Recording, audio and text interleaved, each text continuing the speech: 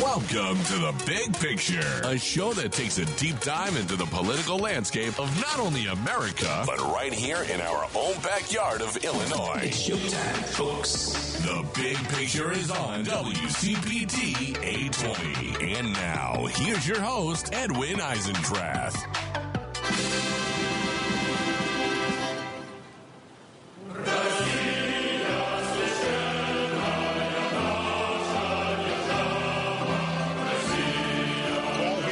Folks, another week, and the Russian national anthem is still playing. Two weeks ago, Comrade Trump betrayed America in the Oval Office. He extorted a democratic nation fighting for its life. He ambushed and bullied our ally, President Zelensky. Then he slandered him.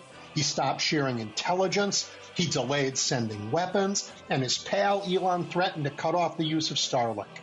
And you know what? Despite that, Zelensky agreed to the deal on the table. After all, Comrade Trump promised peace. Well, then it's this week, and Putin said, "Niet." There is no ceasefire, no peace. Ukraine is still fighting for its life. The only difference is that now Trump's image as the great peacemaker is shattered, and you know what? So is America's image in the world. It's a shame. It's disgusting. And our president has been shown to be as stupid in foreign relations as he's dangerous in domestic ones. Donald Trump, as he likes to say, holds all the cards. But you know what? He doesn't know how to play them. And meanwhile, Putin is playing him. These are dark and dangerous times. But look, and you're going to hear this throughout the show today, I urge you to laugh, to go out and enjoy time with friends and family, and to hold in your heart the certain knowledge that we are smart enough to prevail against the fascist force that controls our government and seeks to destroy us. Have confidence and take comfort, because you know what? You're not alone. America, we've never made progress because our government's pushed us forward. Our society makes progress, and we push the government to catch up. That's always the way it works. That's what a great democracy does. The government responds to us. That's what it means when the people are sovereign. And despite the evil hatreds motivating the MAGA movement, you know what? We are making progress. Americans are learning every day what it means when we cease to be an exceptional nation, a democracy, a beacon of hope, a place where all are equal before the law, a forward-looking and problem-solving country where we dream big and believe that hard work and talent can take you anywhere. That was us for many years. And it was, a good run. Now, the American people are still here, and this is what we want, but our government is just another in a long and miserable history of imperial autocracies. And Americans are seeing all of it, and you know what? We don't like it. Let me just give you some examples. We've lost our friends around the world. European leaders now see America as an adversary, standing in opposition to the alliance we built together to keep us safe. We're forced to listen to our mad president rave about invading Greenland and Panama and Canada. And we say to ourselves, that's not us. We've lost our edge in science and discovery. All the great inventions that have made America so prosperous are going to be invented everywhere else. Why? Because he shut the labs down. A whole generation of young scientists now have to change their careers. We're at risk here for the first time in decades for diseases we previously beat: measles, tuberculosis, polio. And even after our horrible experience with COVID, which began 5 years ago this week on Trump's watch, our government is now dismantling efforts to protect us from future viruses. We are anxious, too, about our financial futures. The crazy trade wars, the distracting litigation, the corruption that drains time and resources from companies who have to go think about how they can flatter Trump rather than how they can make a profit. These are rapidly driving the world's strongest economy, which he inherited, into a recession and tanking equity values. We are fed a stream of propaganda and lies out of the White House. And the official channel for government announcements is now X, Elon Musk's fest of sewage. Our president is a criminal whose administration every day acts in violation of the law, in violation of the Constitution, and in violation of the oath of office. Just yesterday, Donald Trump marched triumphantly into the Justice Department to give a speech that was every bit as disgusting as his performance in the Oval Office when Zelensky was there.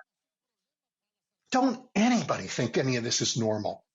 Remember a better time, because this nonsense is terrible. Trump called himself the nation's chief law enforcement officer. Man has no shame. Then, as he so often does, he turned truth upside down. He said a corrupt group of hacks and radicals within the ranks of the American government obliterated the trust and goodwill built up over generations. And then he added, we must be honest about the lies and abuses that have occurred within these walls. Seriously? Seriously? As ever, he's talking about himself and his administration, even as he points at others. But he didn't stop there. We will expel the rogue actors and corrupt forces from our government. We will very much expose their egregious crimes and severe misconduct. And he named names. He named his enemies, the individuals who prosecuted him, the lawyers who represented his opponents. This isn't America, the exceptional nation. This is, well, show me the man, I'll show you the crime, was the promise Stalin's dreaded security chief, Lavrentiy Beria, made about his boss. And it's the promise Trump demanded from Pam Bondi, his attorney general, and from Kash Patel, his FBI director. This is the fascist way. That's not us. This week, a judge told the administration in no uncertain terms it was unconstitutional and chilling to the rule of law to go after a law firm just because Mr. Trump doesn't like the firm's clients. The judge invalidated Trump's executive order against the firm, Perkins Co. And just 2 days later, Trump targeted another law firm in the same manner. Yeah, he sure was listening to the judge, wasn't he? Or maybe he just doesn't care. So much for the rule of law. So much for the Constitution. So much for American exceptionalism. But just because Trump and his craven toadies in Congress are acting to destroy all we care about doesn't mean we're helpless. On the contrary, it means we will find a way to overcome them, because that's who we really are. Even a president elected to office can become illegitimate because of his behavior. Illegitimate. I mean, after all, that's why there are mechanisms for presidential removal. Winning election is meaningful for sure, but it doesn't mean you get to stay there. In fact, there are several ways to get rid of a sitting president. Impeachment is one. So is declaring a declaration of incompetence by the cabinet. So is a violation of the 14th Amendment's ban on those who took an oath and then supported insurrection. All of these require some action on the part of legislators or cabinet members. But the very fact that these processes exist means we understand that a president can cease to hold office legitimately. And no president has forfeited his right to hold office faster and more compellingly than Donald J. Trump. By his words and deeds, Mr. Trump is no longer a legitimate president. He is bluntly America's enemy. He is America's enemy. He occupies the White House as a foreign invader would. Look, he holds the job, but he has no claim to my loyalty or to yours. In fact, loyalty to America now demands we call him a traitor, and we do what we can to remove him from power. And those with legal authority to end this madness should act sooner rather than later.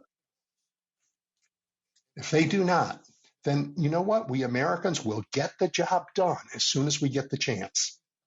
But then, heaven help those who abetted this man, even after, long after we knew what he was doing.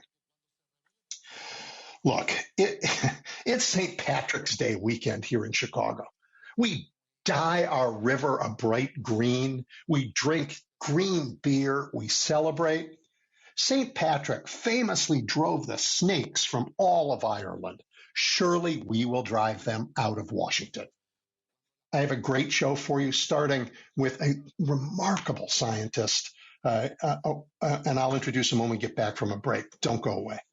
You're listening to The Big Picture with Edwin Eisendrath on WCPT 820. Okay, everybody. Dr. Peter Glick is a world-renowned scientist, a scholar, an author, and the founder of the Pacific Institute, a remarkable, innovative NGO focusing on the world's water challenges. And we are very lucky that he's got some time for us today. Peter, thank you for joining us. Well, thank you for having me on.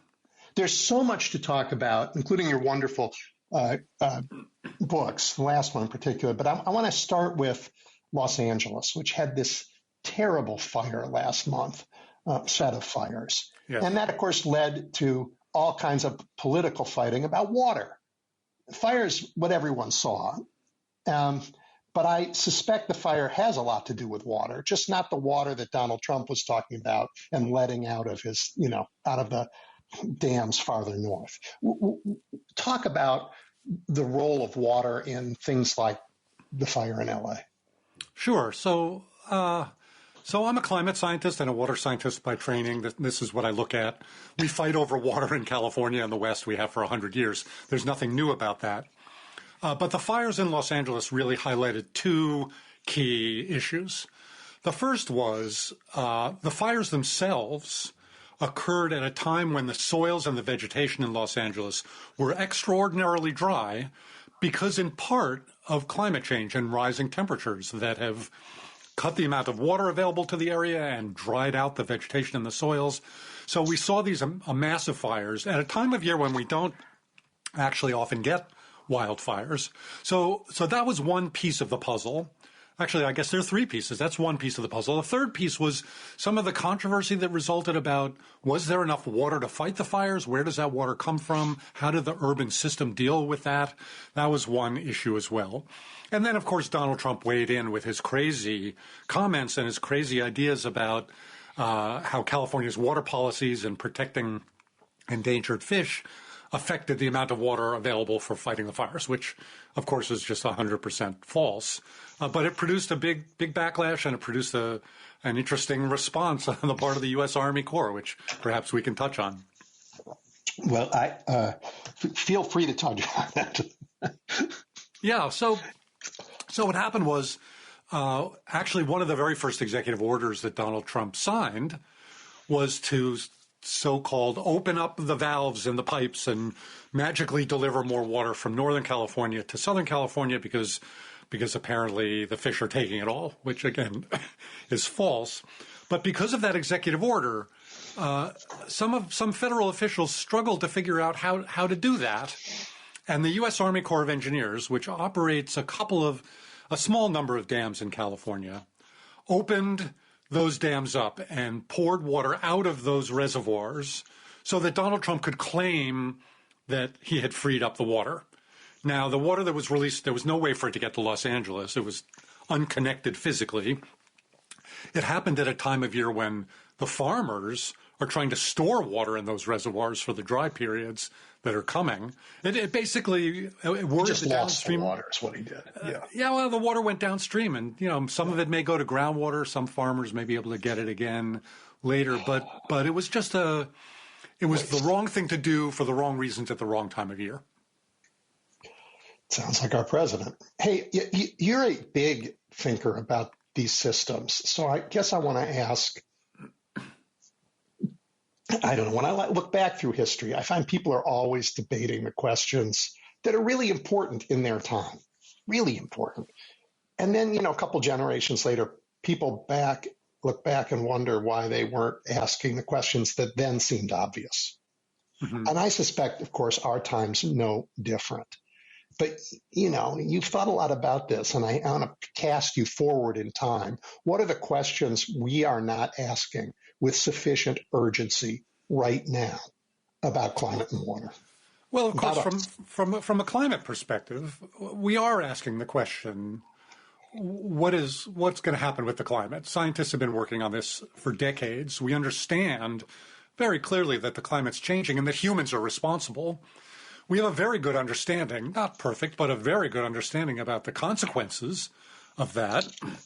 And yet, the policy responses have been grossly inadequate to the challenge.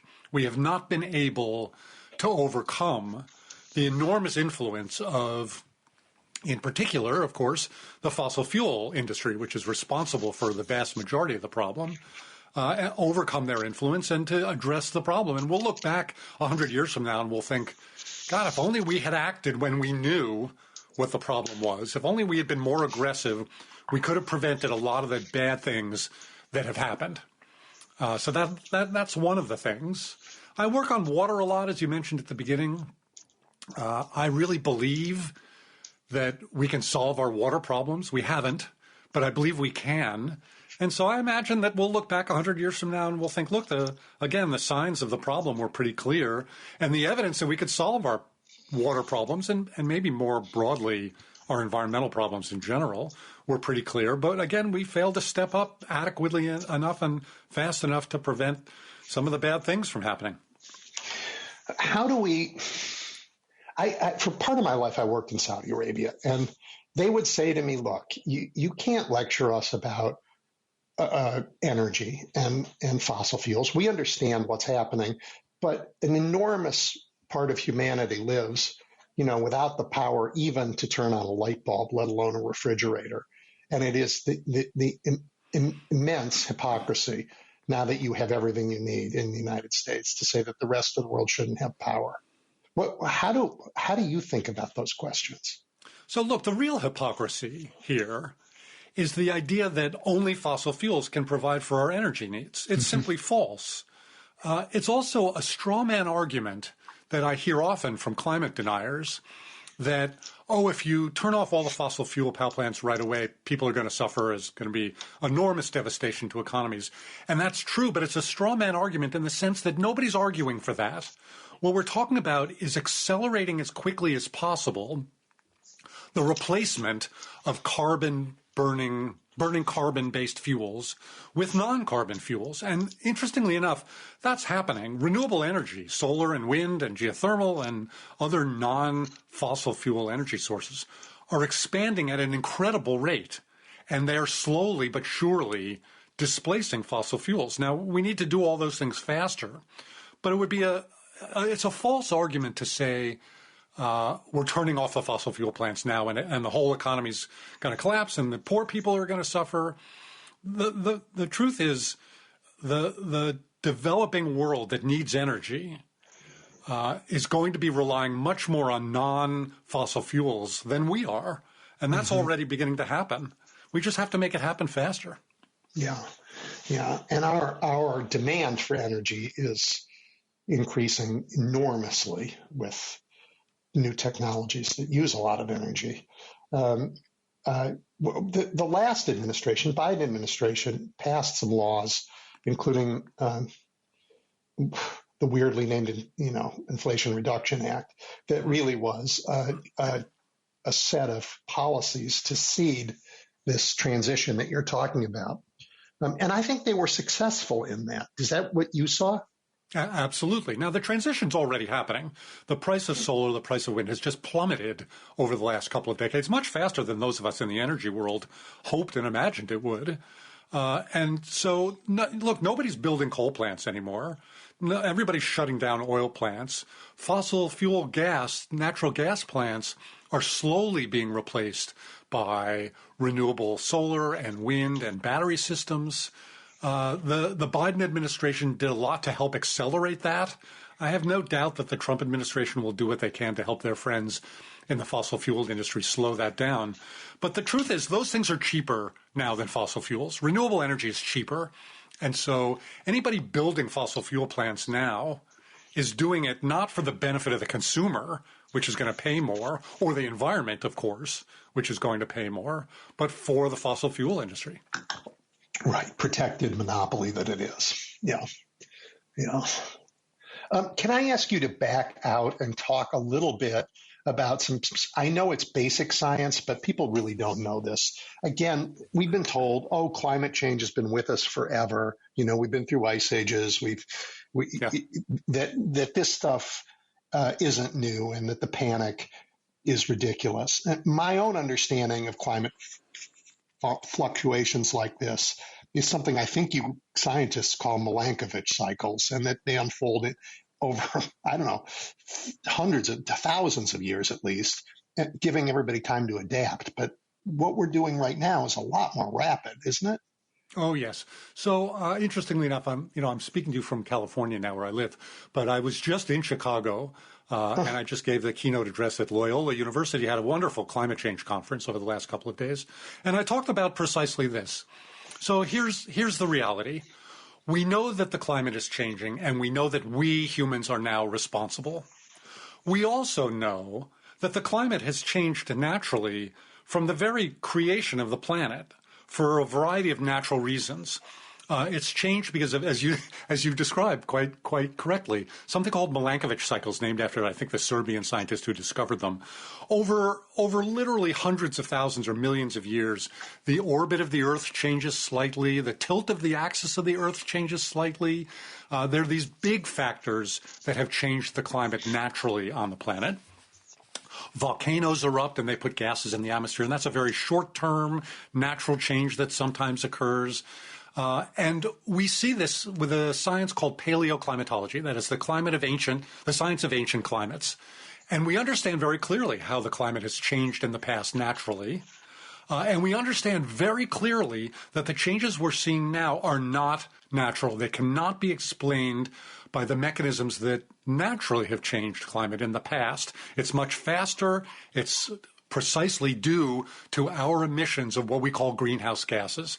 That is water vapor and carbon dioxide primarily, and methane and nitrous oxide and the artificial chlorofluorocarbons. Those are heat-trapping gases.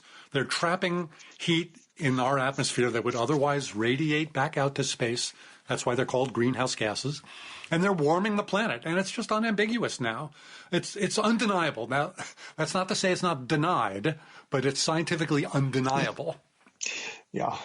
And the speed makes a difference. I mean, if somebody throws a ball at me, I can dodge it. But if somebody shoots a bullet at me, I can't. And the speed with which the climate's changing makes it just so hard not just for the flora and fauna of the planet to adapt, but even for humans to build the mitigations that we want. Yes, that's exactly right. That's an excellent point. There are two real challenges with climate change. One is the changes themselves, and the other is the speed of those changes. As you pointed out, over thousands or tens of thousands or hundreds of thousands of years, as the climate changed slowly, ecosystems could adapt. Plants and animals could move. They could change their patterns. They could discover new ways of feeding themselves, that kind of thing. But the changes we're seeing now are just far too fast for natural ecosystems to adapt, and they're far too fast for humans to adapt. So think about sea level rise. We know that sea level rise is one of the consequences of climate change. As the sea level goes up, and it's gone up already about 10 inches in the last century, and it's going to go up much faster in coming years, we're going to see growing impacts, and we're already seeing impacts in coastal areas. Storms that were damaging are more damaging now. Flooding that might have occurred in the past is certainly occurring now and is more damaging now. And our infrastructure is pretty fixed. We have houses, we have infrastructure along the coast, power plants, wastewater treatment plants. We build those, and those last for 50, 100, 200 years sometimes. Mm-hmm. It's very hard to move those without a huge economic and social cost, and that's one example of the damaging effects of the speed of these changes. And we think of sea level rise as the waters come over the shore, they come in from the sea. But if you take Florida, which is just flat and like a sponge, the water's just going to come up from the ground, I think. I mean, I don't know how you can't put a wall around it. It won't matter. Yeah, that's right. So Florida is especially vulnerable, of course, but there are plenty of coastal areas. Bangladesh is hugely vulnerable, very low-lying. Yeah. So sea level rise will cause flooding. It'll cause more damages from storms. And it will, in Florida especially, infiltrate groundwater. Florida depends on groundwater for a lot of their water supply. And as sea level goes up, more salt water penetrates the freshwater ground systems that we also use for drinking. And that's another consequence. Wow. And yet in that state, we have a political apparatus that denies it's even happening. That's pretty ironic. From a vulnerability point of view. From a vulnerability point of view, Florida is really right on the front lines. They're vulnerable to hurricanes. They're vulnerable to sea level rise. They're vulnerable to rising temperatures. And they're vulnerable to new diseases that we haven't had. But now that it's warming, more diseases are coming up into the United States. And yet the government in Florida refuses to acknowledge that reality. They refuse to take steps to address the challenge. They've even ordered the state and agencies to stop talking about climate change. As, of course, as the federal government now. Yeah, it doesn't make any sense. To talk a little bit, I read a few months ago, maybe 6 months ago, I can't really remember, an absolutely terrifying story that was, I think, beautifully, I want to say illustrated, but they were animated illustrations in the New York Times about groundwater across the United States, about aquifers being dried up by the enormous thirst of the way we farm in America. Is that something you've thought about and looked at? Oh, yes. So that was actually a very good article in the New York Times, one of their better environmental articles on groundwater. So here's the quick background. A lot of our water comes from the rivers and the streams that we tap into. It comes from rainfall for irrigation when we don't irrigate, for agriculture when we don't have to artificially irrigate. And it comes from groundwater. Groundwater has been stored over thousands of years. It rains, it seeps into the ground, and it's stored in the soils. And there are plenty of areas around the world where there's quite a bit of groundwater. We're very dependent on that groundwater. Probably a third of global food production comes from groundwater systems where we drill a well and we pump it up for irrigation. Many of those groundwater resources are what we call fossil groundwater. That is, they're recharged very, very slowly, maybe over hundreds or even thousands of years, much more slowly than we're pumping them out. In that sense, it's a little bit like oil. It's a non-renewable resource. And when you overpump a groundwater resource, the groundwater level drops, it becomes more expensive to pump, and eventually it becomes too expensive to pump, or you simply can't take any more out of the ground. So a lot of that food production is vulnerable to that overdraft. We have that problem in what's called the Ogallala Aquifer under Nebraska, Kansas, Oklahoma, and parts of Texas, where we have overdrafted groundwater. We have that problem in the Central Valley of California, where we take too much groundwater out for agricultural production. And frankly, it's simply unsustainable. We will not be able to continue to produce the food we want unless we bring our water use broadly, and our groundwater use especially, into more sustainable balance. Is this another place where our policies are blind and the agriculture industry is the same as the fossil fuel industry? It says absolutely. So there are two challenges to this. One is we underprice water in general, and so it's far cheaper for a farmer to punch a groundwater well and overdraft a non-sustainable resource today, ignoring impacts on future generations. And that's one of the challenges. We're basically drawing down a resource today at the cost of the future. The other problem is we haven't adequately managed or regulated groundwater. It sort of has been a hidden resource. We're pretty good at managing, we're okay at managing our surface water and our rivers and streams, but groundwater has sort of been a free-for-all, especially in the western U.S. We haven't measured it, we haven't monitored it, we haven't managed it, and so farmers have been able to take as much as they want without consequence, and of course those consequences are now coming due. Yeah. So I have a bunch of questions that follow from this, but sure. One, you said like it's a little bit like oil; it's not a renewable resource. I don't actually understand that quite like that. I mean, oil we use and it turns chemically into something else. Water, I don't know. We don't destroy it. We use it. It goes into the clouds. It falls back down. Are you just meaning it falls somewhere else? Yeah, so that's exactly right. So water is both a renewable and a non-renewable resource. It's renewable. So think about a river. A river is fed by rainfall. We can use that river, and it doesn't affect how much water we'll get next year. That's the hydrologic cycle. It'll rain again. It'll snow. Climate change may affect how much it is, but it's renewable. And so using it doesn't affect future use of that river. Now, you can't use any more than the river. So once you've used it all, you still have limits. You still have limits, but, it'll rain again. But some water resources are non-renewable. And by non-renewable, I simply mean we're using them faster than nature recharges them. And when I talk about groundwater this way, when we draw down groundwater, we're turning that groundwater resource into we're using it up. The water doesn't leave the planet. The hydrologic cycle continues. But the region, the area where that groundwater was useful, then runs out of water. You can no longer pump groundwater from a groundwater aquifer. That water has entered the hydrologic cycle and it's in the oceans or it's in the atmosphere, but that region is out of luck.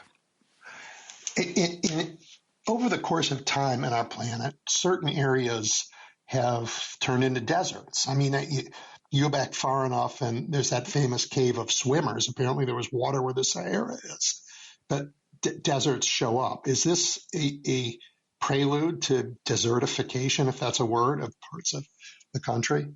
Well, so this is a good example about climate change in general. The climate of the planet varies, of course, from place to place. We have hot areas, we have dry areas, we have wet and humid areas. Water is distributed around the world, but sort of badly or unevenly. And that's just the way the climate distributes water. The western United States is much more arid and dry than the eastern United States. That's a fact. That's a characteristic of climatic conditions. And over time, the natural climate has changed, as I've described earlier. Some of those places that are now dry used to be wet. Some of those places that are now wet used to be dry. I mean, look, the plates themselves, the continents have moved over millions of years, and that affects a lot of that. Climate change, human-caused climate change, is going to accelerate that natural process. Now, unfortunately, what we understand about climate change now, about what we're doing, is that it looks like that one of the impacts we're going to have is that the wet areas of the planet are probably going to get wetter and the dry areas are going to get drier, which is sort of the opposite of what we might want. We might want the dry areas to get a little bit wetter and the really areas vulnerable to flooding to get drier. But it doesn't look like that's what's going to happen. We're going to basically worsen the conditions that we're already experiencing. And we see that now. We see droughts worsening and we see floods worsening. We see precipitation in the eastern United States is accelerating, and in the western United States, it's actually decreasing. It's the opposite of what we want. I'm happy I'm in Chicago. Yes, well, so you have that wonderful water resource there, the Lake Michigan, and your water system is a wonderful system, and maybe it'll get a little warmer. I don't know if it's going to get less windy or not, but well, that wind is mostly political noise. That's where you got the name. You're an optimist, and you said earlier that we know how to solve these big challenges, and maybe we didn't know it fast enough. And I'm sure that technology that partly is responsible for getting us into the mess we're in is part of the answer for getting us out of it. Well, so talk both with regard to fossil fuels and with this agriculture issue of taking up too much of the groundwater. What do you see as the motion in the positive direction? I am an optimist. I think I'm not a blind optimist, but I am an optimist in the sense that I think we can solve our problems, and I know that we can solve. I know that we can solve our problems. I also know that there's going to be a lot of challenges and pain before we solve them. Challenge is how to minimize the bad things and maximize the good things. I did write a book last year called The Three Ages of Water: Prehistoric Past, Imperiled Present, and a Hope for the Future. And the third age, this hope for the future, is my vision for solving our water problems, including our climate problems. based on the fact that I see solutions everywhere around me. I see smart things happening. I see the acceleration of the construction of renewable energy systems that are slowly, not quickly enough, but are displacing fossil fuels. I see a growing awareness of the challenge of climate change around the world. Even in the United States now, the worst of the climate deniers are having trouble saying climate change isn't happening. Now they're saying, oh, it might be good, or it's too expensive to fix, or oh, it's too late to fix it. There are plenty of excuses that we hear from climate deniers. I think there are ways of growing more food with less water, with better irrigation systems. I think there are ways of changing the kinds of crops we grow so that in hot, dry areas we're not growing water-intensive crops. We're not growing alfalfa down in the deserts of the Southwest. Right. We're instead growing more down by you. And almonds and almonds, there are different choices we can make. And on an individual level, there are choices of like diet. The diets that we individually choose have an impact on energy and on land use and on water. We know that meat-intensive diets are very energy and water-intensive. Interestingly enough, the consumption of beef in the United States has been going down for the last few decades. Yeah. More people are aware of the value of a vegetarian or a vegan diet. There's a lot more that can be done in a lot of those areas, but progress is being made. The challenge is to see what's successful and to scale it up and to make it happen faster. Yeah, I guess to do that, we need to change the economics a little bit. And we started to, as you said, we've done it with fossil fuels. Alternatives are less expensive, not fast enough to meet all the growing demand, but they're less expensive. But I don't think we've done it with farming yet, with agriculture. Yeah, you asked about technology in the last question. I forgot to touch on it. Technology is absolutely a solution. It's also sometimes a problem, of course. We see, artificial intelligence systems and expanding, even though I've always argued that calling them intelligence in any sense is wrong. But they're energy intensive and they're water intensive, and that's causing more disruptions of our energy system and water systems than I think we fully appreciate. So technology doesn't always move in the right direction. Yep. But technology is an option. Renewable energy technology has been a huge success. There are lots of irrigation technologies that use water much more wisely and help farmers do better. Soil moisture monitors so farmers know when to irrigate rather than just flooding their fields on a regular basis when they might not need to be flooded. But without a doubt, we also need to look at economics. We have to stop subsidies for bad things and start subsidizing good things. We have to look at the way we price things. We have to look at the way we invest in infrastructure and development. But so technology and economics, but we also obviously need legal and institutional changes as well. There's no one solution to these problems. There are a lot of different solutions. And every one of them relies on political will. Yeah. So one of the biggest challenges, of course, again, in my book, I talk about something called water poverty, which is the failure to provide safe drinking water and sanitation to everyone on the planet, including people here in the United States in places like Flint, Michigan, or Jackson, Mississippi, or frankly, almost every Native American community that has been denied access to safe water for the last couple of centuries. And the billions of people worldwide that don't have access to safe water could. We don't need to invent new technology. We know how to provide safe water to everyone. And it's not very expensive. The costs of not doing these things, costs to women and girls who can't get an education because they have to haul water, or the cost of water-related diseases, those costs are far greater than the cost of providing safe water and sanitation to everyone. So we can address that problem, but it's not been tackled. I was in our country last year. There was a hotel on the top of this mountain hill, I don't know what it was, where all of the guests had water in excess. And I went and walked around, and all I saw were hundreds of young people carrying water. Yeah. And I thought, well, my gosh, you've got a pipe running to this place. What's the matter with everybody? Yeah. Yeah, I actually wrote a book about bottled water also called Bottled and Sold, the story behind our obsession with bottled water.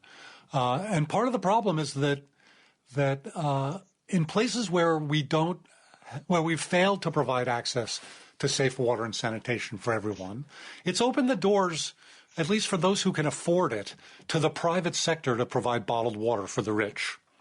The failure to provide safe piped municipal water that most of us take for granted here in the United States, is that failure is being met instead by the privatization of what ought to be a public resource.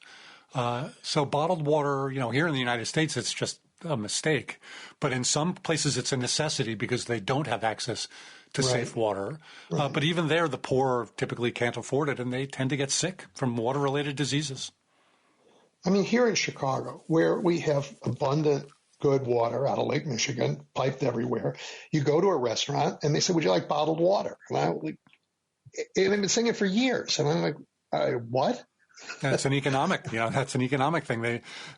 Why give you free tap water, free, incredibly cheap, pure tap water, when they can charge you $4, $5, $6, $10 for a bottle of privatized water?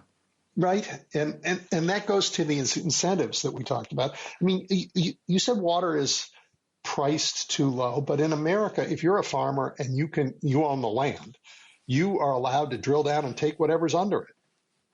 Yeah, that's right. We underprice water. We undervalue it. We don't understand the economic costs, the environmental costs of taking water out of those systems. That's an economic failure. It's a long-time economic failure, just as, not really understanding the economic costs of climate change is an economic failure. It's going to cost lives, and it's going to cost economies, and it's going to cost, frankly, peace and security.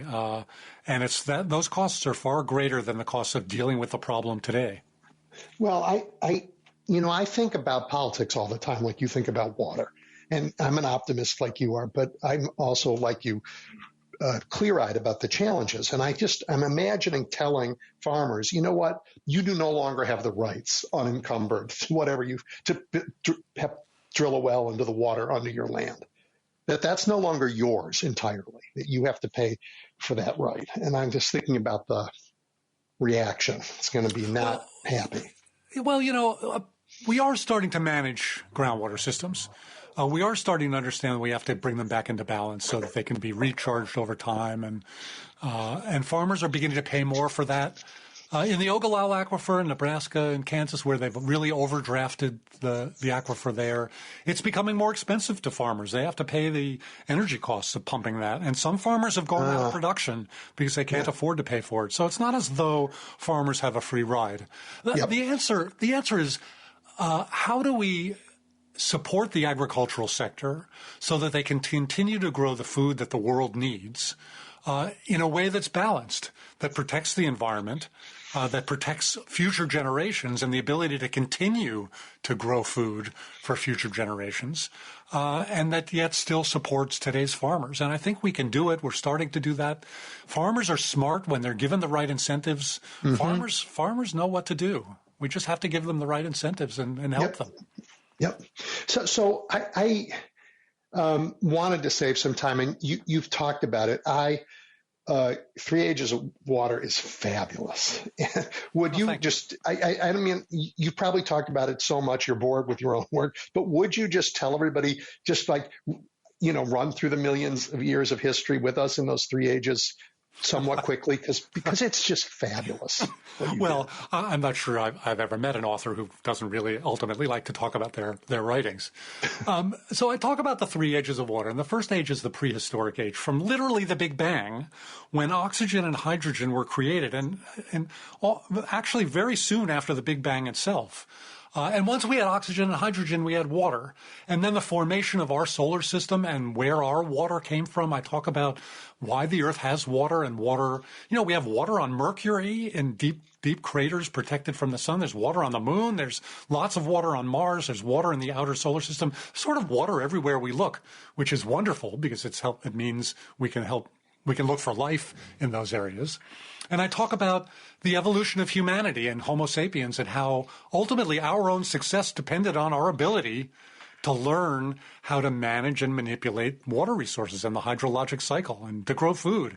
And the first empires that were formed along the great rivers of the world, the Yangtze River in China and the Tigris Euphrates in the Middle East. So that's the first age. The second age is our age, and it's the age when we develop the technology and the economics and the institutions to help us build the society we have today. The big dams, the big reservoirs, we learned about water-related diseases and how to treat them. And that age of water, again, our age, brought great benefits to us, but it also brought unintended consequences, the water crisis, the water poverty I've already described, the destruction of ecosystems, conflicts, violent conflicts over water. And I argue in the book it's time for a third age. It's time for moving to a more sustainable future. And that last third of the book, I talk about how I already see success stories, already see strategies and ways of solving each of the crises of the second age of water, and the possibility that we can actually move to a more sustainable future. And that's why the third age is subtitled "The Hope for the Future." Yeah, I actually loved it, and I was fascinated by the first age. I mean, I'm really fascinated. It was just so interesting for me. But the third age, and the strategies that you use to talk about the third age are similar to the ones that the smartest people I know in politics talk about, how we address the problems that we have today. And a whole bunch of it is sharing with people what works, sharing with people how you overcome the anger about change or the resistance to change. How you, as you said to me, look, if you share with farmers the right kind of information, they might change their practices. Yeah, and it's the same thing I hear in politics. Look, there are a lot of people who, they only hear what they hear from X. But if they learned a little bit differently, it opens up new doors. Well, that's exactly right. There's a lot of bad news. There's a lot of depressing news for lots of reasons. One of the things we ought to be better at is sharing what does work, what really is effective at changing the things that need to be changed, whether it's in politics or in environment, in water or climate change. We sort of know what works. There are barriers to those things often, sometimes political, sometimes economic, sometimes just old line institutions. And we have to figure out what works and then how to overcome those barriers. You think about climate denial. There's no valid reason to deny the science of climate change. That's just crap. So you have to think, well, why do people deny climate change? Obviously, there's the self-interest, the economic interest, but also part of it is fear that we might have to change our energy system and we might lose energy. The thing that you brought up earlier, when a simple message is we can provide the energy we need without burning fossil fuels, and we're already doing it, and we need to do more of it. So understanding what those barriers are and then addressing them directly with the things that will work is a great approach. In the little time we have left, I want to ask you not about your specific expertise, but about science in general and the way we practice it in the United States.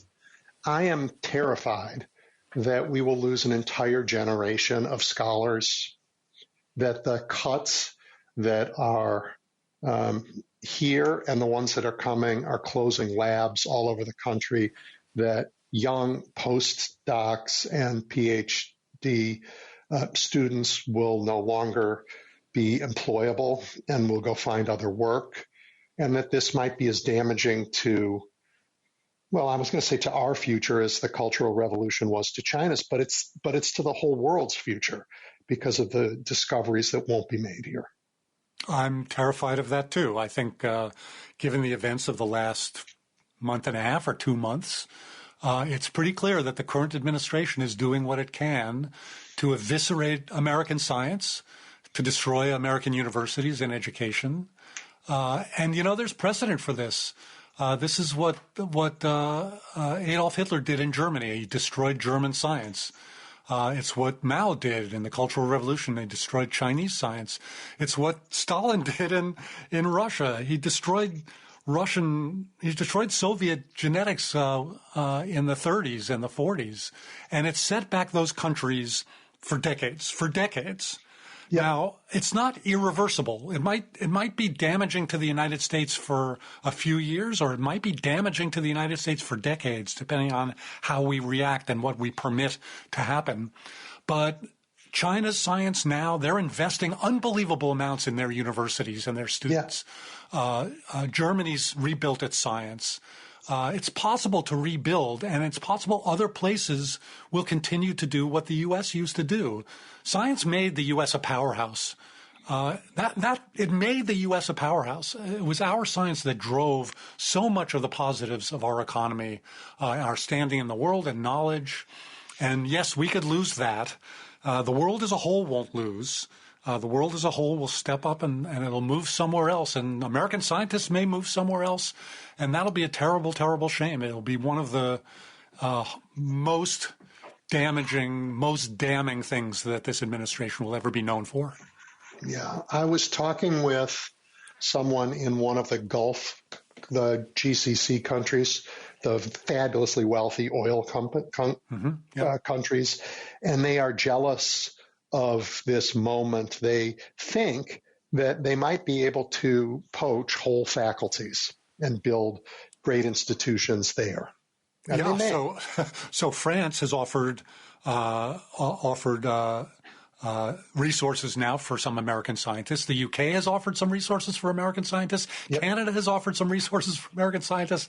In that sense, I'm optimistic that science overall will continue. It's just at the detriment to the United States. It's our loss.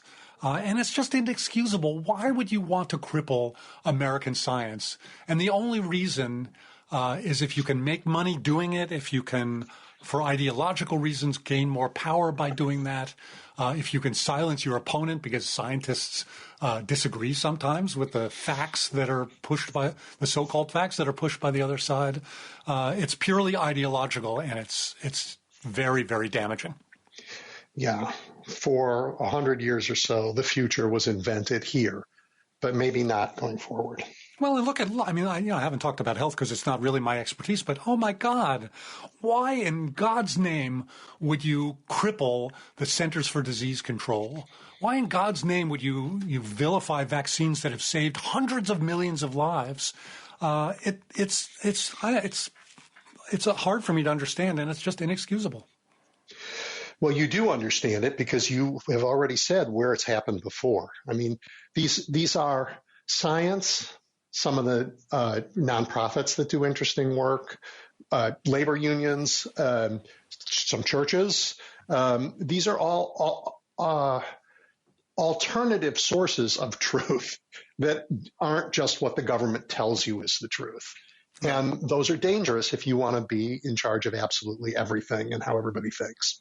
Sure, media, the media, justice communities. The news today is going to cut all federal funds for libraries. It boggles the mind. Boggles the mind. Well, the good news is, as you said earlier, we actually know a path forward, and this may be the last gasp of the folks who want to stop us from making progress. The oil money, the ag money. Maybe we will get past it. And when we do, we know what to do, partly because of work like yours. So I'm very grateful for your time today. Well, thank you for having me. And I hope what we're facing is a short-term blip in me too. In the great. Hey, listen, everybody. Dr. Glick's book, I've only read one, so I can only talk about one. The 3 Ages of Water. It's fabulous. So you should read it. Hey, if people want to follow your work, how do they do that? Well, so if you go to glick.com, my website, GLEICK, that a lot of my publications are available there. I put up my journal articles so you don't have to deal with paywalls. Some of my musings and writings are there. The Pacific Institute, my institute in California, pacinst.org, pacinst.org. If you're interested in water broadly, again, all of our publications are available for free. We work on climate, water, energy, equity issues, things that are incredibly important. All of those things are available. I'm happy to engage. It's great talking to you. Thank you so much. Thanks for having me. Take care. All right, everybody, we're going to take a break for the news. More to come. Don't go away. You're listening to The Big Picture with Edwin Eisendrath on WCPT 820. Welcome back, everybody. Chris Geidner is back with us. He's become the country's most important reporter and explainer of the Trump saga in our courts. And that's on top of his work generally to explain what's going on in the judiciary, which means he's also one of the busiest reporters ever. You can find, no, strike that, you really should seek out his work by reading Law Dork on Substack. It is a fabulously important way to come to understand what's going on in the country. Chris, welcome back. Hello. What a week. Yeah. I mean, let me just say what I know, and then you can talk about each of these, right? The administration's been ordered to rehire fired employees. DOJ has been ordered to comply with discovery requirements. Trump got absolutely slapped by a judge after his efforts to go after a law firm, and then did it again. Even the guy they're trying to deport as a Hamas supporter, the courts are requiring the administration to follow rules. Like, I'm sure I'm missing a bunch of other stuff that happened. Just unpack those for us. Yeah, I mean, so let's go through. First up is the probationary employees case. So there were these memos that went out from OPM and phone calls that were held that essentially directed agencies to fire their probationary employees. And to show how much of a directive it was, when some pushed back and said, because originally there was language about if there are mission critical ones, you can keep them. Right. When an agency wrote back and said, yeah, all of our probationary employees are mission critical, so we're not firing any of them. OPM said, no, that's not how it's going to work. You have to fire the vast majority of them. After that happened, this lawsuit was filed, and Judge Alsup initially issued a temporary restraining order that said the firing had to stop. But that's all that he did. Then he had additional briefing, and there was additional opportunities for the federal government to provide more evidence that this wasn't actually a directive of OPM, which doesn't have any authority to fire people. Agencies do, but OPM doesn't.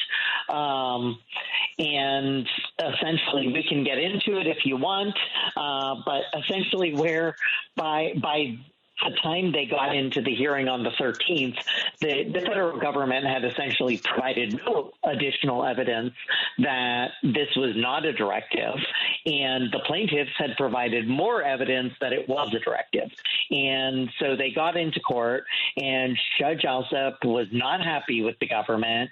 He talked about sham declarations that were being submitted. He talked about the government not being willing to have people who were submitting declarations sit for depositions or come to court to testify. And ultimately, at the end of the day, he went beyond the prior temporary restraining order, and in the preliminary injunction, as you said that these with a select number of agencies that had proved the plaintiffs had proven this was an OPM directive that led to their firing their probationary employees, and that there were harms from those firings, that in those situations the employees needed to be brought back. Now, DOJ has already said they're appealing that. They have asked for a stay pending appeal. But last night, probably because DOJ made clear they're moving quickly, Judge Alsup had ruled earlier this week from the bench that injunction. But then last night, I guess it was probably before midnight West Coast, he's based in California, he issued a longer, 14-page opinion explaining his reasoning that will then go up to the Ninth Circuit. Yeah. Chris, there's so many things that bother me. The government's lawyers lie in court. They get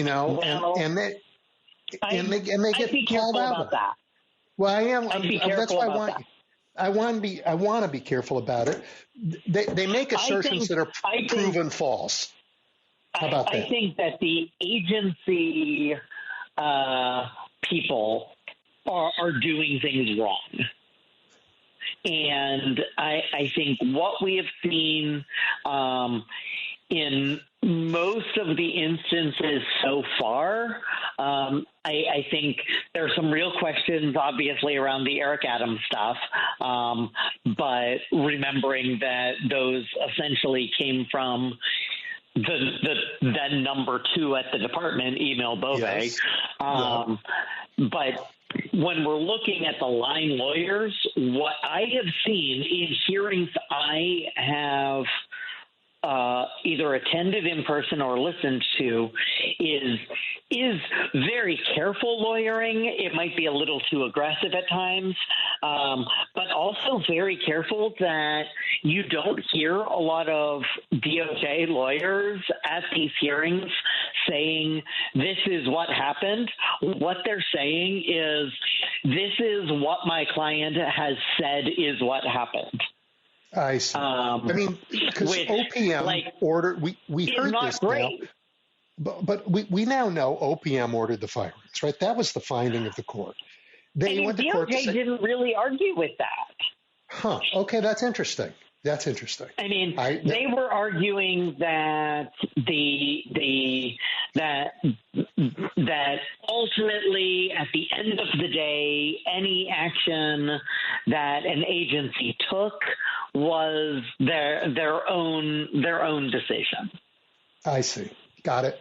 That these basically was an argument like these are grown-ups, they made their own decisions. Like, yeah, a memo came from OPM, but let's go to the next one. Because the next one was that Donald Trump wants no law firm to be able to represent a client he doesn't like. Right? This is. I don't know. It's very serious. I don't want to talk it down. But it's so cartoonishly unconstitutional that I truly do find it hard. If anybody would ever say it's okay, then yeah, I'm in we're in a disaster zone. But no one will. Especially so last night, the one that was issued last night was about Paul Weiss, and which is a huge New York firm, it's a Wall Street firm, Canon, one of the most conservative Supreme Court lawyers works there. This is not a lefty firm. And no big law firm is, of course, you would say that's, and I mostly but this one in particular. But I mean, the argument with Perkins Coie was like, oh, they've represented Democrats a lot of the time, blah, blah, blah. But like the Paul Weiss one last night, like there were parts in the opening section of the order that like appeared to be saying that like pro bono lawyering is like almost like illegal, intrinsically bad. Like the thing that I said last night on Blue Sky was like that like the Paul Weiss order makes the Perkins Coie order look coherent in comparison. But, so this is what I want to ask you. It changes nothing about the illegality. But totally legal. But how does a president? He says, all right, I'm going to do this thing to law firms, and the judge says it's unconstitutional. You can't do it, and throws it out. And then 2 days later, he does it again. What is the consequence for repeatedly coming back? We had this hearing before Judge Howell, and DOJ sent Pam Bondi's chief of staff, Chad Mazzell, there to argue. Well, I don't know. You could go either way. It could be Chad Mazzell wants to show that he's kissing Trump's butt. Like, I think there are two ways you could argue that. But he did it, and he was there, and he defended this as like a national security matter, and Judge Howell basically called bullshit. And she said, that is not a sufficient reason. It is clear that this is nothing more than a personal vendetta. And then you're right. She issued, I think what's really interesting here, and it does connects with your thing about like, are the DOJ lawyers lying in court? And this was even Chad Mazzell arguing. So this is right near the top here. He was like, at one point before people were being confirmed, he was the acting number 3 in the department even. And like, despite that, he, like being on this case, DOJ on Friday in the Perkins Coie case agreed to allow the TRO to stand while they are arguing out the rest of the case. So now we know that DOJ is willing to appeal TROs, even though they're not appealable. And they've done so now in at least 3 cases. But like, I think it is a sign that, like, even this case that Chad Mazzell was defending, that Trump clearly very much cares about, DOJ on Friday filed a joint statement with the lawyers for Perkins Coie saying that they were fine with keeping this TRO in place during the rest of the case until final judgment.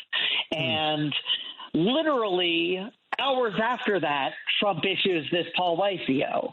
And so I think what we're seeing here is more evidence that even among the most extreme pro-Trump people in the Justice Department, Trump wants to go further than they're willing to go. And that, I think, is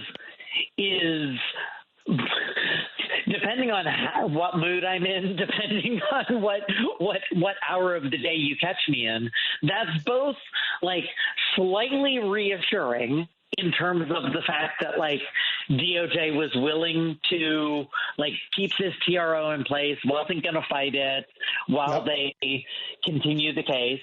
And then all the more concerning that nobody at DOJ or in the White House counsel's office was able to convince Trump to not issue an even more deranged, lawless order doing the same thing when does hours later. Have to pay a penalty?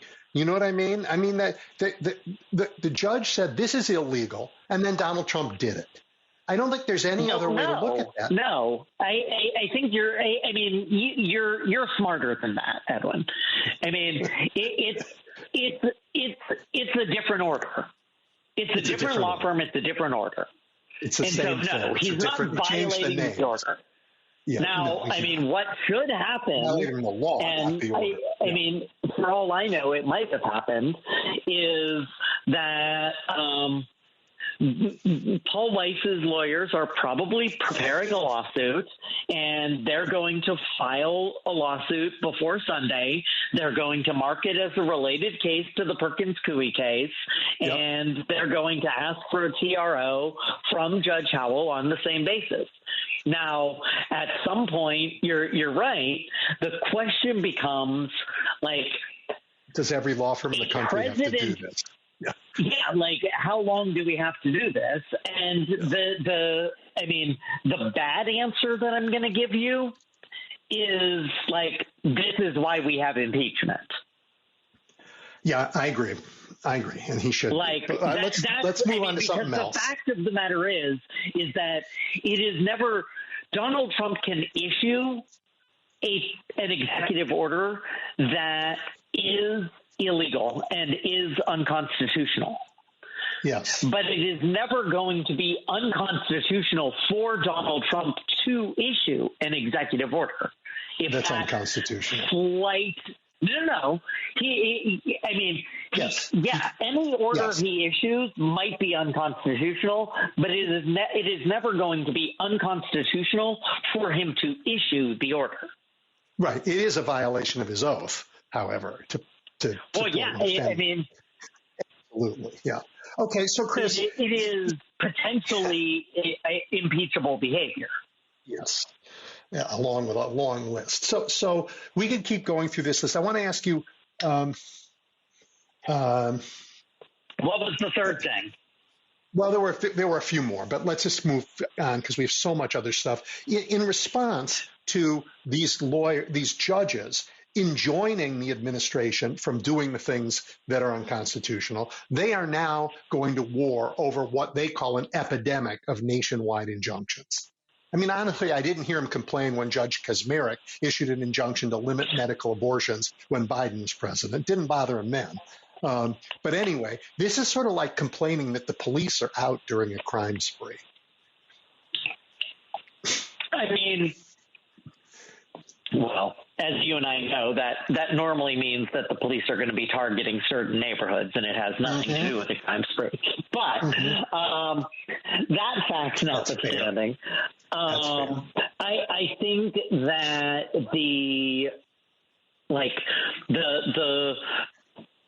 I do think that this is an area where we're getting a lot of bluster, and it's like perfectly fine for them to do that. I think that the question in terms of I think it's a lot of bluster in terms of the impeaching judges thing and stuff like that, because they don't have 2/3 of the Senate. Judges aren't getting kicked out. Do what you want. The House doesn't want to waste their time on this. They might pick a judge to spend their time on, and I guarantee it'll probably be a non-white judge, an immigrant judge or a black woman judge, that they decide they're going to try to hold impeachment hearings over. I think that would be difficult in the House given the tight majority, and it's not going anywhere in the Senate. And it would take up so much time in the Senate to hold an impeachment trial. So those are three reasons why I think the impeachment part of this is silly, and most of the rest of it is silly. In terms of fighting nationwide injunctions, I think there are two things. One, the times when they're appropriate are few and far between. That it is often. It's very easy for lots of people to file lawsuits, and unless you have a plaintiff who truly does have nationwide presence, it can be complicated to have a nationwide injunction because you start to get conflicting rulings. And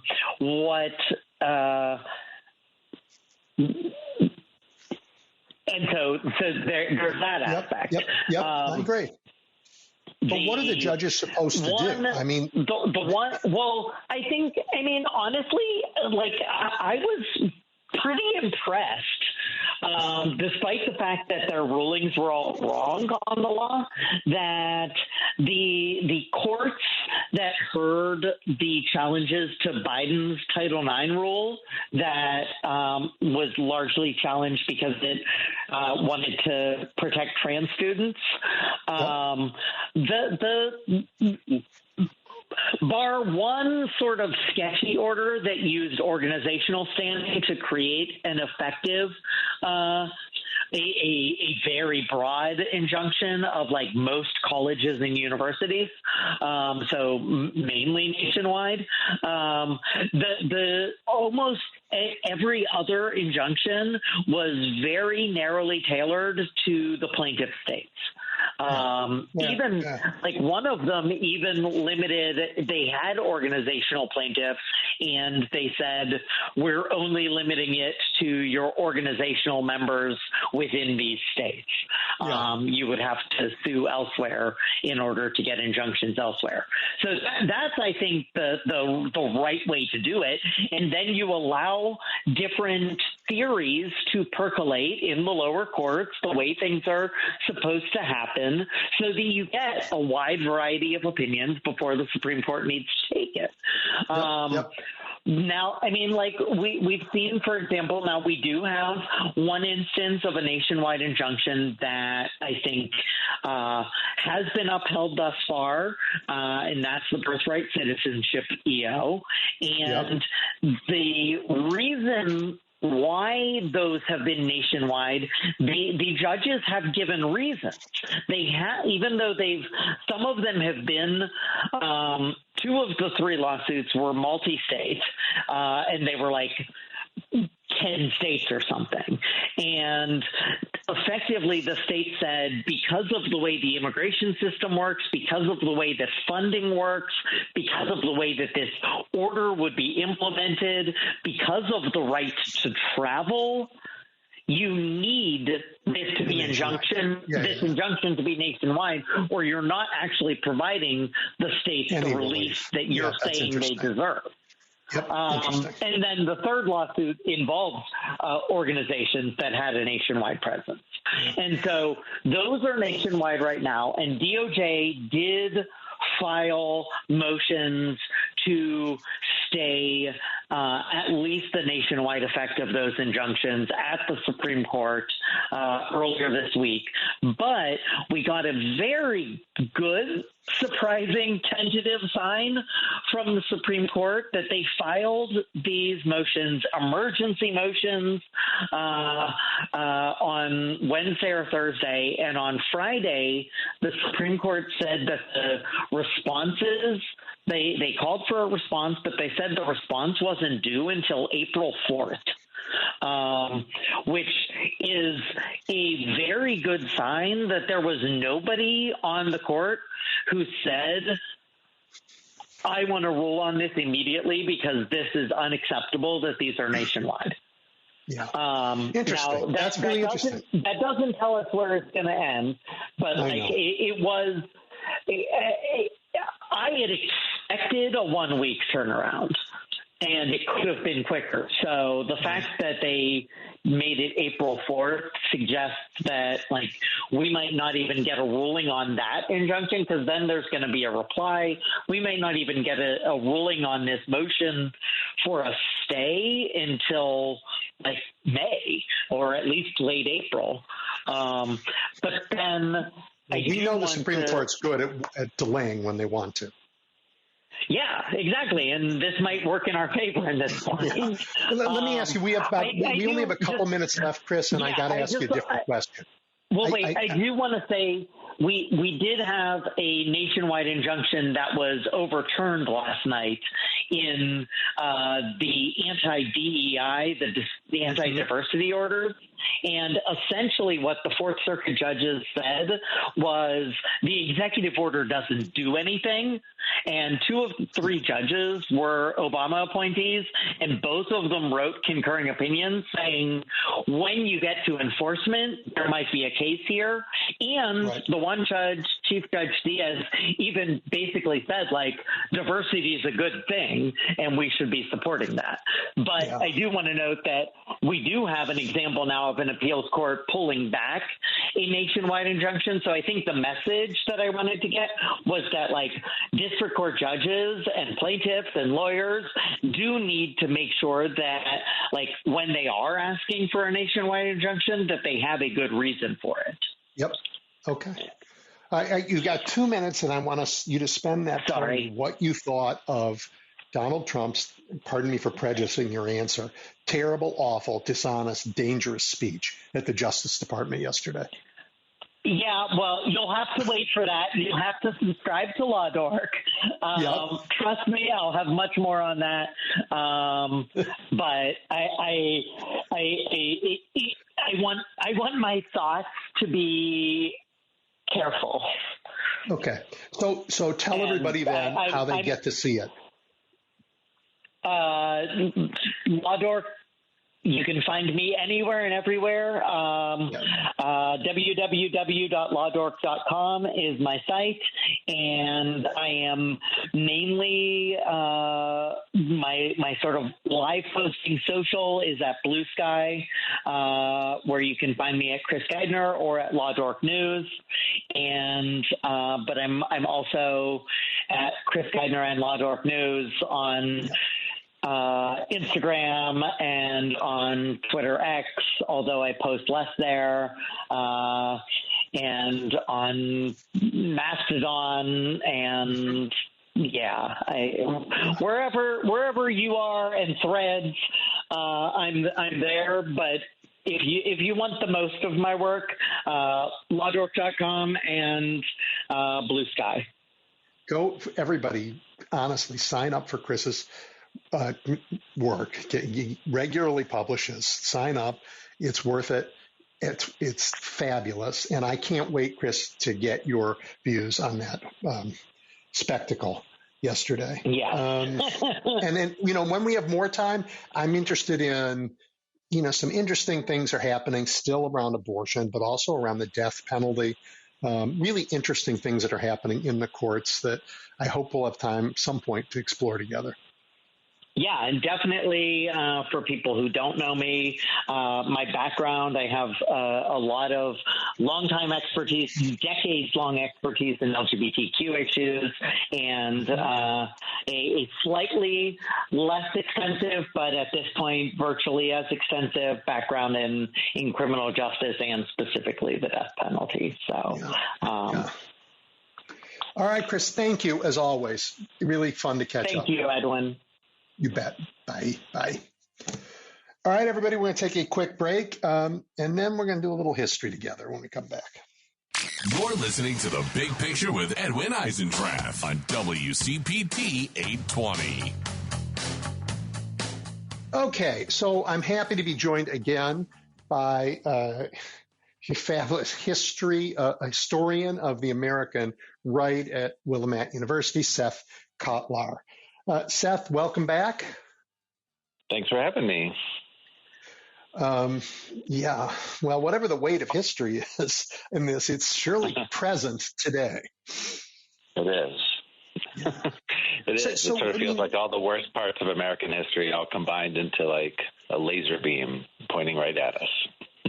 Well, so just let's back up and I mean, this anti-democratic underbelly of America is long, but it's a story most of us don't know. Is there a short version you could share with us? Yeah, I mean, so I'm teaching a course this semester on the history of anti-democracy in America, trying to sort of situate, our president in a past that maybe we haven't been as attentive to. And one of the themes of the course is that I think many of us have tended to think of democracy in America as an active force and anti-democracy as a passive force, like a kind of a thing that's just sort of the background against which democratic initiatives work. And I think that is not attentive to the anti-democratic kind of forces in U.S. history that have been quite active, quite creative, and evolving over time, and which I think we've tended to assume that the arc of the moral universe or something would just sort of take care of it, whether that be in the form of racism or homophobia or sort of other bigotries and other kind of asymmetrical power dynamics that have shaped American society, since its founding. But those asymmetrical power dynamics have had lots of very eager and active advocates who I think we've tended to not be as attentive to as we should have. So there's some fun in this. Talk about some of these villains. Oh, gosh. So George Wallace is one that immediately comes to mind, as a political figure from the 1960s into the 70s, who was a populist demagogue who tapped into people's resentments around all of the various social movements that were developing in the 1960s around women's rights, around black civil rights, later gay rights, the anti-war movement, et cetera.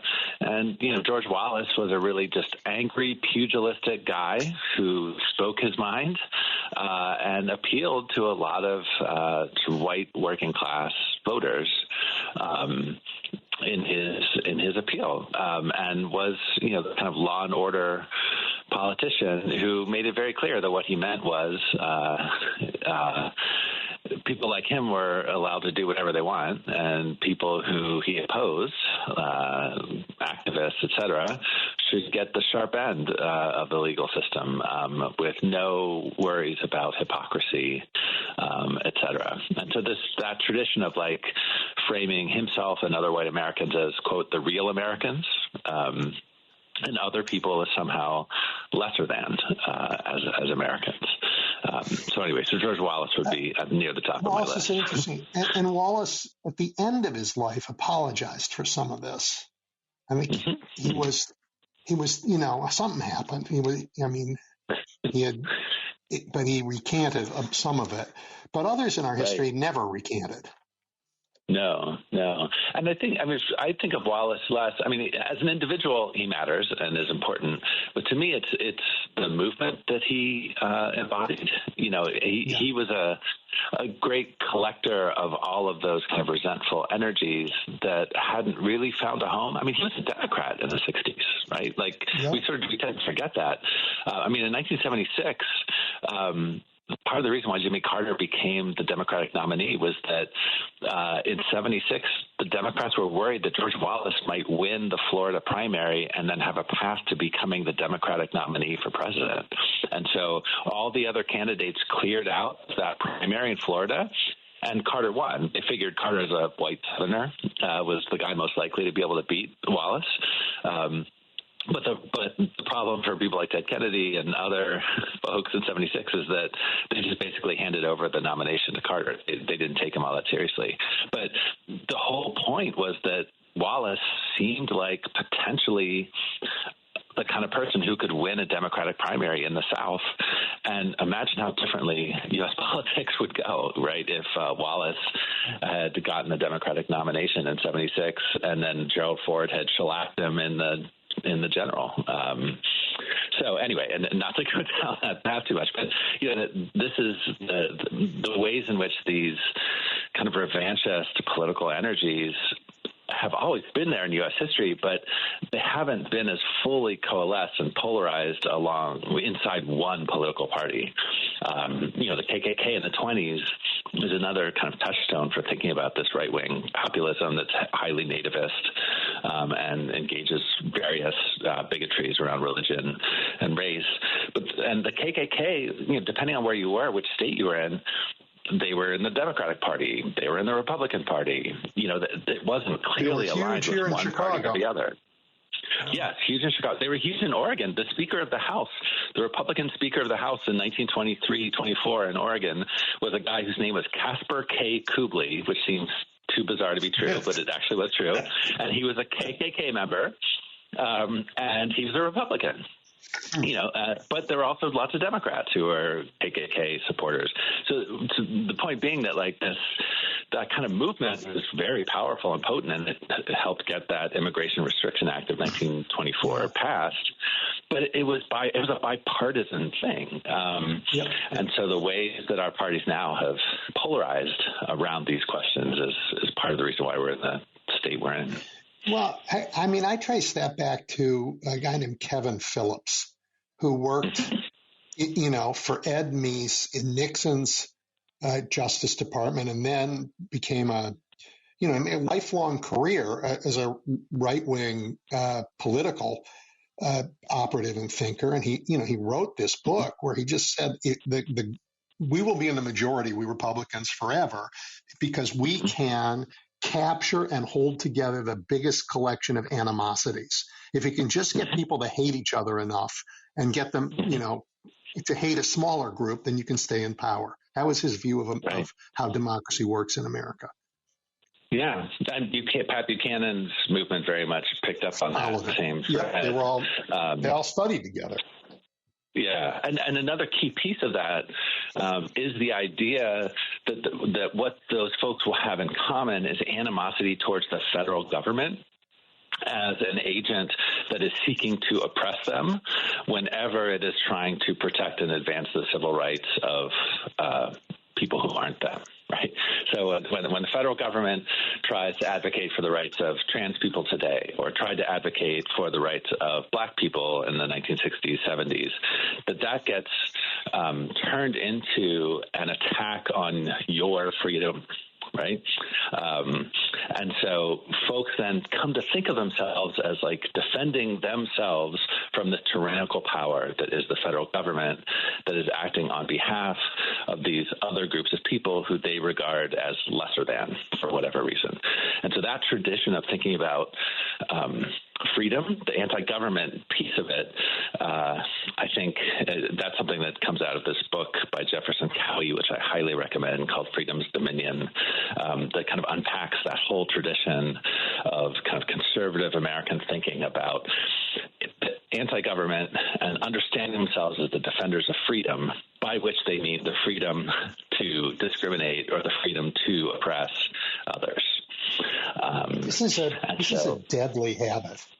I mean, we are coming up in just a few weeks, I think, from the 30th anniversary of the bombing of the Alfred Murrah Federal Building in Oklahoma City. And for me, it just gives me the shakes because I was a HUD employee and more of my colleagues were murdered that day than any other agency in the federal government.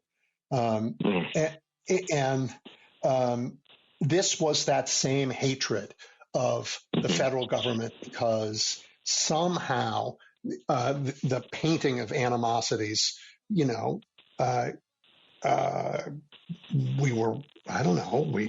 treated people fairly. And that was just something that, and treating people fairly means that, that Ruby Ridge and places in Waco where people are being lawless and the federal government made mistakes for sure. But the idea that enforcing the law against right-wing folks is not a crime. In fact, it is treating people equally. Right.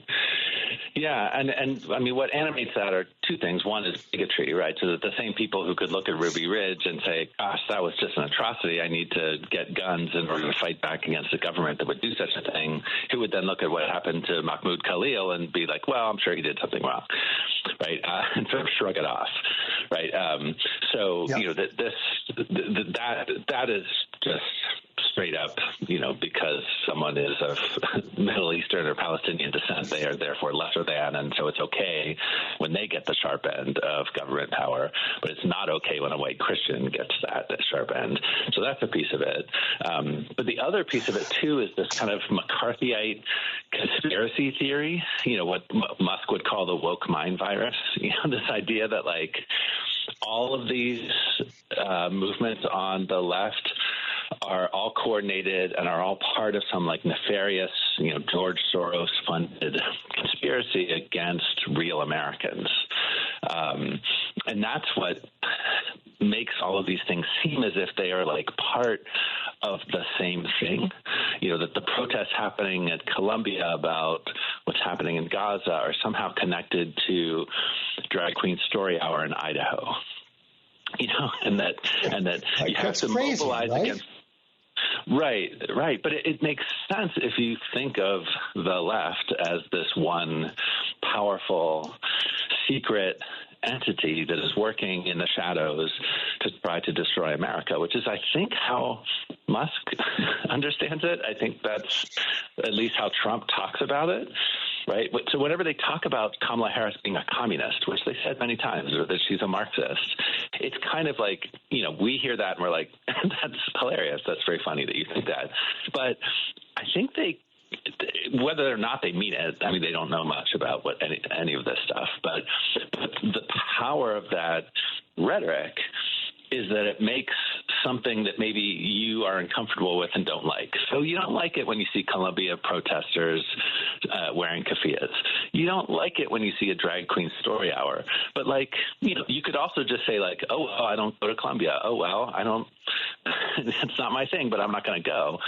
But instead, what this political tradition encourages you to do is to feel like it is absolutely your duty as a good Christian, patriot, real American to fight back against this many tentacled, perceived, coherent assault, existential assault on everything that you hold dear. And that politics is, that's the politics of the contemporary far right that we see in, Russia, in Hungary, all over the world. And it's McCarthyism. I mean, it's just a resurgence of McCarthyism, only it's now being done not just by some jerk of a senator from Wisconsin who most people hated. It's being done by the people who control all three branches of the federal government. And their own media systems, right? Twitter. So those media systems make it possible for them to, let me not prejudice your answer. Talk about the autocratic use of lies, what they say versus what they do. Yeah. I mean, the lies, they create kind of chaos, right? They create this environment, and Hannah Arendt is very eloquent on this, that they create this world in which anything is possible and nothing is true. Great quote. Did you use that in your class? Because I used it in mine. Yeah. No, because I think sometimes people think that authoritarianism is just a whole bunch of people mindlessly repeating what great leader tells them to think, which is not how it works, right? It doesn't produce that kind of mind meld of everybody just thinking the same way. It often just creates a sense of oh, well, we can't really know. I mean, maybe Zelensky really is a Nazi. I don't know. Maybe Ukraine really did start the war. I don't know. Do we really know that? I don't know. And so it just creates a kind of a willingness to just believe. And so and what had stopped people in the past were that there were gatekeepers like the legacy now media that would delineate between complete bullshit, crap and actual truth, or what came close to the truth. And also the leadership class at least had some kind of cultural mechanisms to shame people like McCarthy who are just blatant liars. And that has basically also now gone away, so that Musk will just, 2/3 of what he says on Twitter is just easily disproven. It's just ridiculous. But he doesn't care, right? And the people around him don't care because this is about power. And so they want to shape reality or the perceptions of reality to be whatever they want them to be. And so it's just the counterweight to that within the Republican Party is not there. I mean, the remaining counterweight now are the courts, right? Where if you show up to a court, like as happened with the claims around the 2020 election, when you show up to the court and you have no evidence for your ludicrous claims about what supposedly happened, the judge, regardless of their partisan affiliation, will say, well, okay, but where's your evidence? You don't have any evidence. I'm throwing this case out because you can't ask me to make a ruling on the basis of no evidence. And, we'll see whether that continues to kind of hold in our legal system. But that has been ultimately the kind of final arbiter of that, where your BSing kind of hits a wall. Because if you just, Elon Musk can make up non-existent people getting Social Security checks at the age of 150, but at some point it's going to get adjudicated in the courts. And ideally, the courts will say, okay, show me the evidence. Where are the checks? Who are these people? Where are these checks being gone? And he has no evidence. And so hopefully, ideally, in a functional democratic system. Yeah, the courts are a place where the courts are an important check, but American society has to be that check. And this week, Oklahoma they changed their social studies standards. They've proposed a new set of standards for every child in the state, and those include teaching that the 2020 election was full of discrepancies. Yeah. Yeah. I mean, it reminds me of the erasure of history that's happening all over the federal government nowadays. Entire curriculum around African-American history at Arlington National Cemetery that's been just memory hole, just removed. All those words that they listed that are now no longer allowed to be used on government websites without explicit permission. Words like discrimination, or words like historically, or words like woman, but not words like men, and words like black, but not words like white. That the government, I mean, it's straight, like Orwell would have laughed if you had shown this to him. He's like, oh, come on, they won't do it that obviously, and in a bald-faced manner. And I think a lot of people are just on their back heels because they're just like, wait, they can't possibly be doing this. Donald Trump can't stand up and say he's the champion of free speech and then say that what MSNBC and CNN are doing is illegal and he's going to have the DOJ look into it. Like, how can you say those two things right next to each other? It's so obviously absurd, but they don't care, right? Like, there's no check on that absurdity from within. This is what your friend Hannah Arendt talked about. The notion is that they make reality so confusing for people that it gives them space to do what they want. And it makes us question our own sense of what could possibly be true. But the remedy for that is just a little bit of mental courage. It's not doesn't even take that much to say, okay, wait a minute. He called himself yesterday the chief law enforcement officer of the country, and then ordered his law enforcement apparatus to find crimes to fit his enemies, like Stalin used to do. He doesn't like. No, that's not normal. No, that's not who we are, and it doesn't take that much courage to own up to that. I think that's why ultimately we're going to prevail over these people. Yeah, I mean, I sure hope you're right. This is where the power. I mean, they're very savvy rhetorical operators. Like, the propaganda works, and the authoritarians have been very successful in the past in getting people to just accept what they're doing. So, like, for example, the whole idea that, like, Donald Trump was subjected to lawfare by the government, right, which is just an accepted truth amongst Republicans. And that accepted truth then becomes the justification for why what they're doing is okay, right? Why what they're doing is acceptable because they did it to us. But also at the same time, they're saying that lawfare isn't right. So he could say, like, well, wait a minute, I thought you said it was bad. So, and they just catch you in this bind because first you want to say, well, but wait a minute, that isn't what they did to Donald Trump. And then they'll say, okay, well, then what Donald Trump is doing to these other places also isn't that. Or if you say that is what they did to Donald Trump and it was bad, so which isn't true. It's frustrating for sure. And I can even hear just describing it that you're getting frustrated trying to figure out how to talk about it. But we don't have to live in their heads. The reality actually is a thing. Facts really are facts. That's why the courts have been holding where they are, because facts actually matter in the courts. We don't have to concede to their fantasy. We just don't. And the sooner I are agree. Firm about this, the better off we'll be.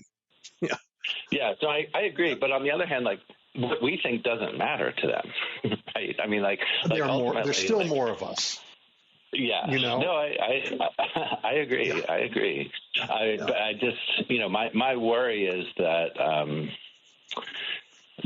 enough kind of institutions in our society that aren't owned by the Republicans are kind of talking about the situation without really having the ability to understand the extremity and of the situation we're in.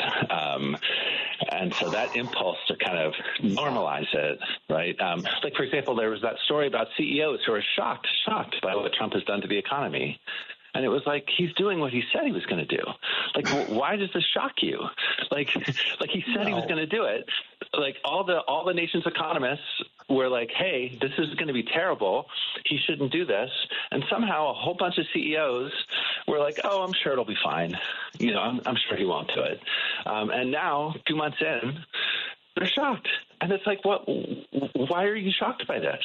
And that's a normalcy bias on the part of people who, I'm not saying the CEO should save us, but like, they are one power base in a democratic society that had every opportunity to fully recognize the incredible damage that a Trump administration was going to cause to the rule of law and all the institutions that make our society sort of hold together.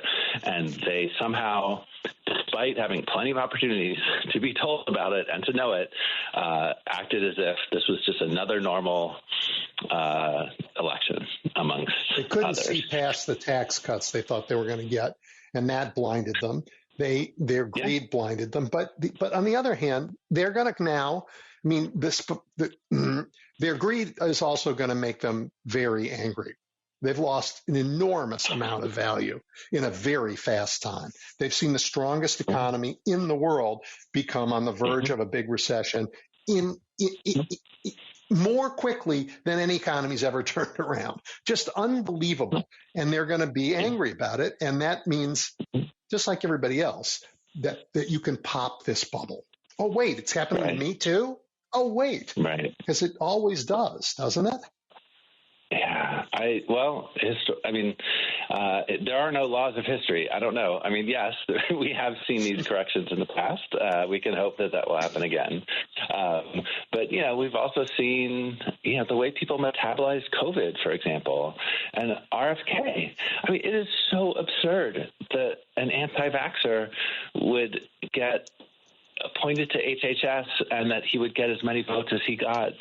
And, after we've just lived through COVID and just saw 1.5 million people in America die and just watched, this incredibly miraculous thing of these vaccines that got produced with cutting edge technology in like short order that even President Trump can take a lot of credit for that. And now all of a sudden, the guy in charge of our public health system is the guy who thinks that those COVID vaccines were terrible. Like, right. It's so but outrageous. Measles is back. Right? It is outrageous. Tuberculosis is back. Polio is back in the world. Measles. And when these things come out, right, when they come, I think when they start happening, Americans are going to say, wait a minute, I thought you were talking about somebody else. You mean it could happen to me? It's not just those guys I hate. You said you were going to own the libs. How come it's my community that's got measles? Yeah. Well, you know what? That's going to resonate. Again, I sure hope you were right. Just like all those farmers who are losing, they have no markets anymore. Right. I mean, I can't think of three farmers in the country who didn't vote for Trump, and yet they got no markets. They cut them off. Right. Right. But yes, this is true. But again, it's not like they weren't told. It's not like they weren't told that this is what he was going to do. They were told, but they were also told we're liars. They were told for years to hate us. They were told for years we were the liars, and so they didn't know what to believe. But now they got to believe what's happening to them. Yeah, I mean, I hope that reality has the power to push back in that way. But this is where the presence. Yeah, sorry, go ahead. I just on that. I was years ago, right after the fall of the Berlin Wall. I got the chance to go to what had been East Germany, and I went to the Buchenwald concentration camp. And the woman who had been the guide there for a long time took me around and was crying the whole time. I'm like, why are you crying? She said, I'm crying with anger because only in the last 2 weeks after the wall fell have I actually seen the real history of what happened in this place. And I've been lying to people for years. I said, yeah, they killed some Jews, but it was really about killing the communists. And now that I know, I am furious that I have been telling these lies and that people made me lie. And I think that's what's going to happen for most Americans. Yeah, I mean, I think that work of getting people to recognize that is going to be exceptionally hard given the kind of epistemological landscape of our information system today. You know, this is why the ownership of Elon Musk's ownership of Twitter was an incredibly smart move on his part if your goal was to engage in a kind of right-wing takeover of a nation. And Trump's creation of Truth Social and the way that he dominates things like Fox News, Newsmax, OANN, this entire ecosystem of right-wing media is incredibly influential and powerful. And it's really hard to pierce through because they are very capable at, reconfiguring whatever's happening in the world in order to make it fit with their version. And so it's incredibly crucial that we find ways to push back against it, but it's also incredibly hard to pierce through and to be heard. And so that's why I think history sometimes might make us feel a little too confident, because when that happened, even in the Tea Party era, right? Like part of what happened when the Tea Party extremism became apparent to people in 2010, 2011, it really hurt the Republican Party. In a variety of ways. But that was just such a different, Twitter was like 4 years old and nobody was on it. Facebook was still 1.0. It wasn't even interactive yet, right? It was just OANN, Newsmax, all that stuff didn't even exist. And so, we're going to have to find new tools, right, and sort of new strategies to push back against it. Well, that's going to be the last word. We'll have to find those new tools. Seth, always a pleasure to talk to you. Thank you so much. And good luck with the end of the term. Thank you. Yeah, great chatting with you. Take care. All right, everybody. That was Seth Cutlar, the fabulous historian at Willamette University in Oregon. He's been writing a lot of great stuff. Rightlandia is the name of his post. And I know he's been busy, but he's going to get back to it, and it's kind of fun. So you should check it out. All right, we're going to take a break for the news, and then a terrific journalist, John Nichols, joins us when we come back. You're looking at the big picture with Edwin Eisendrath on WCPT 820. Okay, welcome back, everybody. John Nichols, editor of the Cap Times in Wisconsin and political writer for The Nation, and a great friend of this show, is back. John, welcome. It's great to be with you, my friend. Hey, just give me 1 second. I need to say something about the news. I don't know if you were on and could hear the NBC News. I could.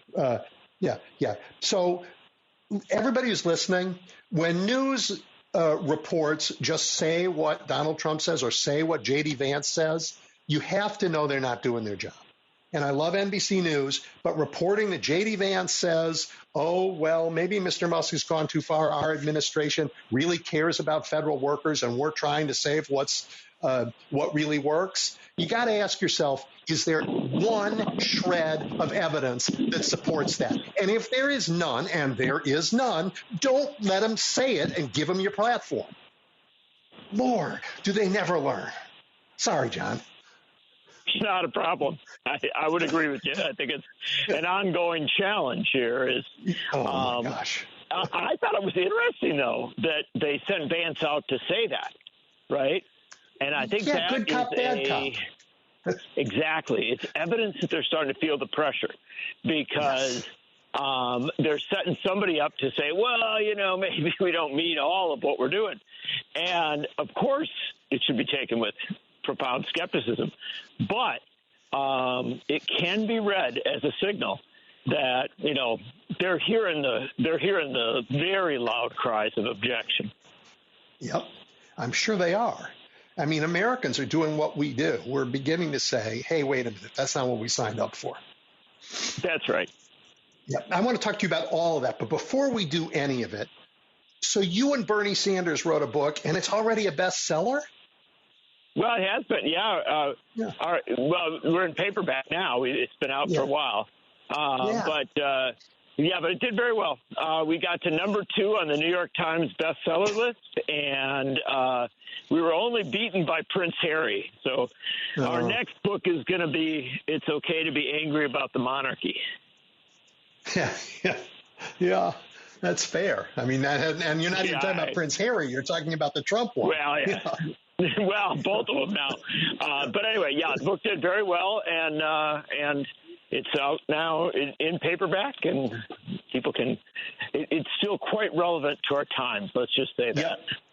It's Okay to Be Angry About Capitalism is the name of the book.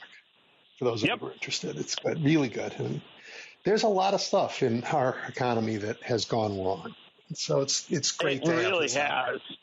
Yeah. And now we're talking about capitalism on steroids, which of course is oligarchy, right? Where you have a handful of very, very wealthy elites essentially steering the government itself, and right. they didn't have influence in the past. They always had influence. It's always been there, but now they're on the inside. Right, and for those of you who want to defend capitalism, I'm down with that. But this is perverting markets in crazy ways. Yeah, I mean, honestly, the Tesla car sale on the White House lawn. Seriously. There you go. And the fact that we've got a billionaire president and then another billionaire who's in charge of wrecking the government, right? When you think about that, if you just pause and take it in, that can't be what we fought a revolution for. When we took on the king and the British Empire. I mean, I just can't believe that the whole point of that was to create a circumstance where you could have, effectively a kingly figure in the presidency and some monarchical figure over running whatever Elon Musk runs. They're even stealing names from the past, like a Doge and things like that. Right. I mean, so that was the the late 1700s. In the 1800s, we fought a civil war so that one minority power couldn't take over the whole country, those rich slave owners. Let's see, in the 1900s, we fought those fascists in Europe. Now we put the fascists in the White House. So like everything Americans have died for since the founding of our country is being mocked with these people in office.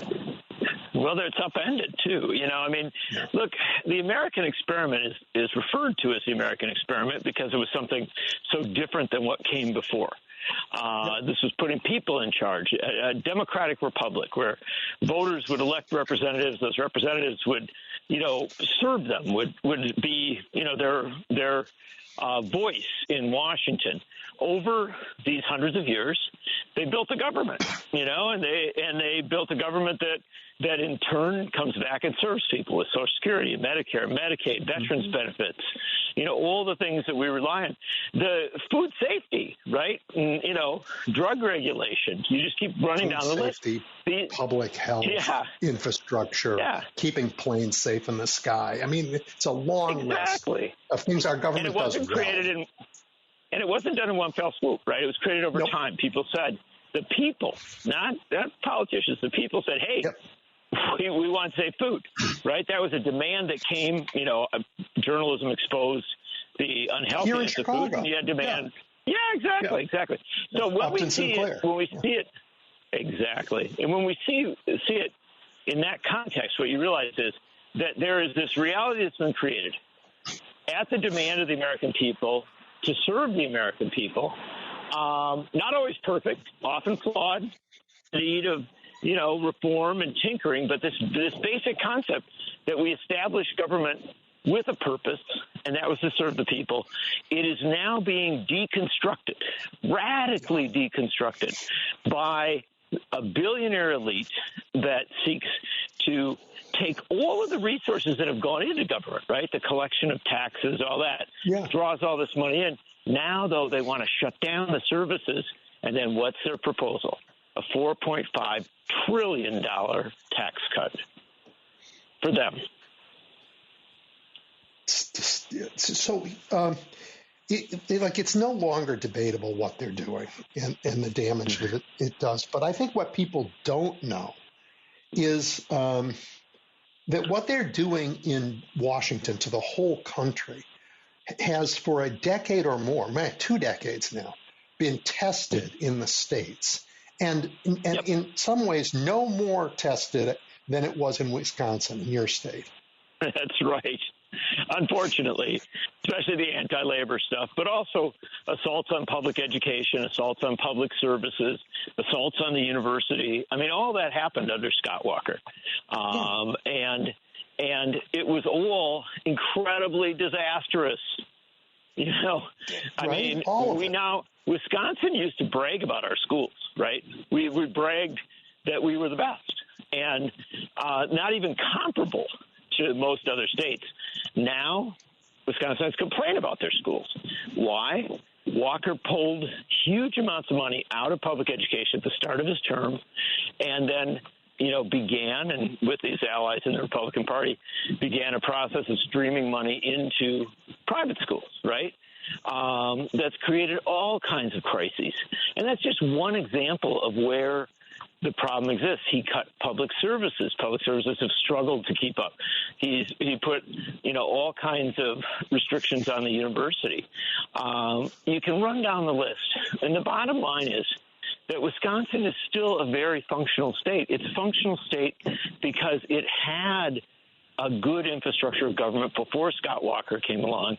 And even the damage he did wasn't sufficient to, push us all the way down the list of states. But it did us damage. There's no question of that. I mean, you fought back, which is other thing that's really interesting. I mean, the thing he did that was on top of all the things you've talked about, he also undermined the democracy. That's why you guys have had the worst gerrymander in the country. But Wisconsinites fought back. They fought back. And that's a real lesson for us. And when you think about it, and certainly I hope it's not the same way at the federal level, but it took a long time. Scott Walker was elected governor in 2010 in the Republican wave election. He got a Republican legislature. They took full advantage of that single victory in one election cycle to lock in a circumstance where they would never lose control of the legislature. They haven't lost it yet. You know what I mean?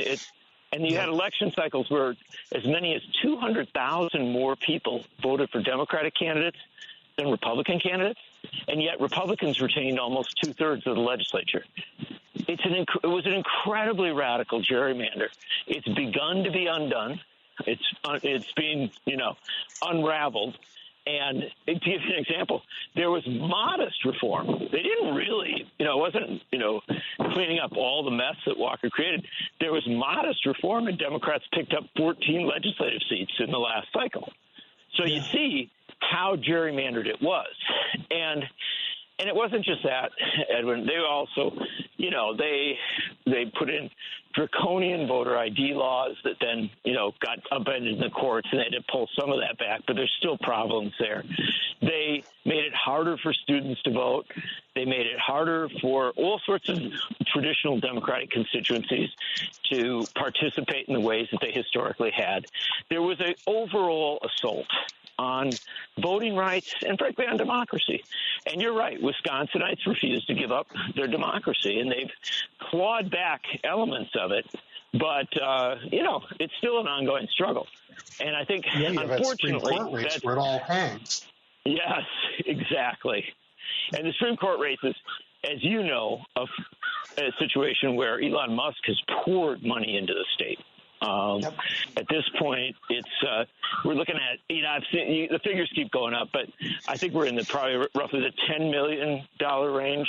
And it will be, I have no doubt that by the time Election Day rolls around, it'll be substantially more than that. All coming from one rich guy via political action committees, independent expenditures, all with the purpose of changing the majority on the state Supreme Court and making it a court that will be in the service at the state level of the assault that Trump and Musk are doing at the federal level.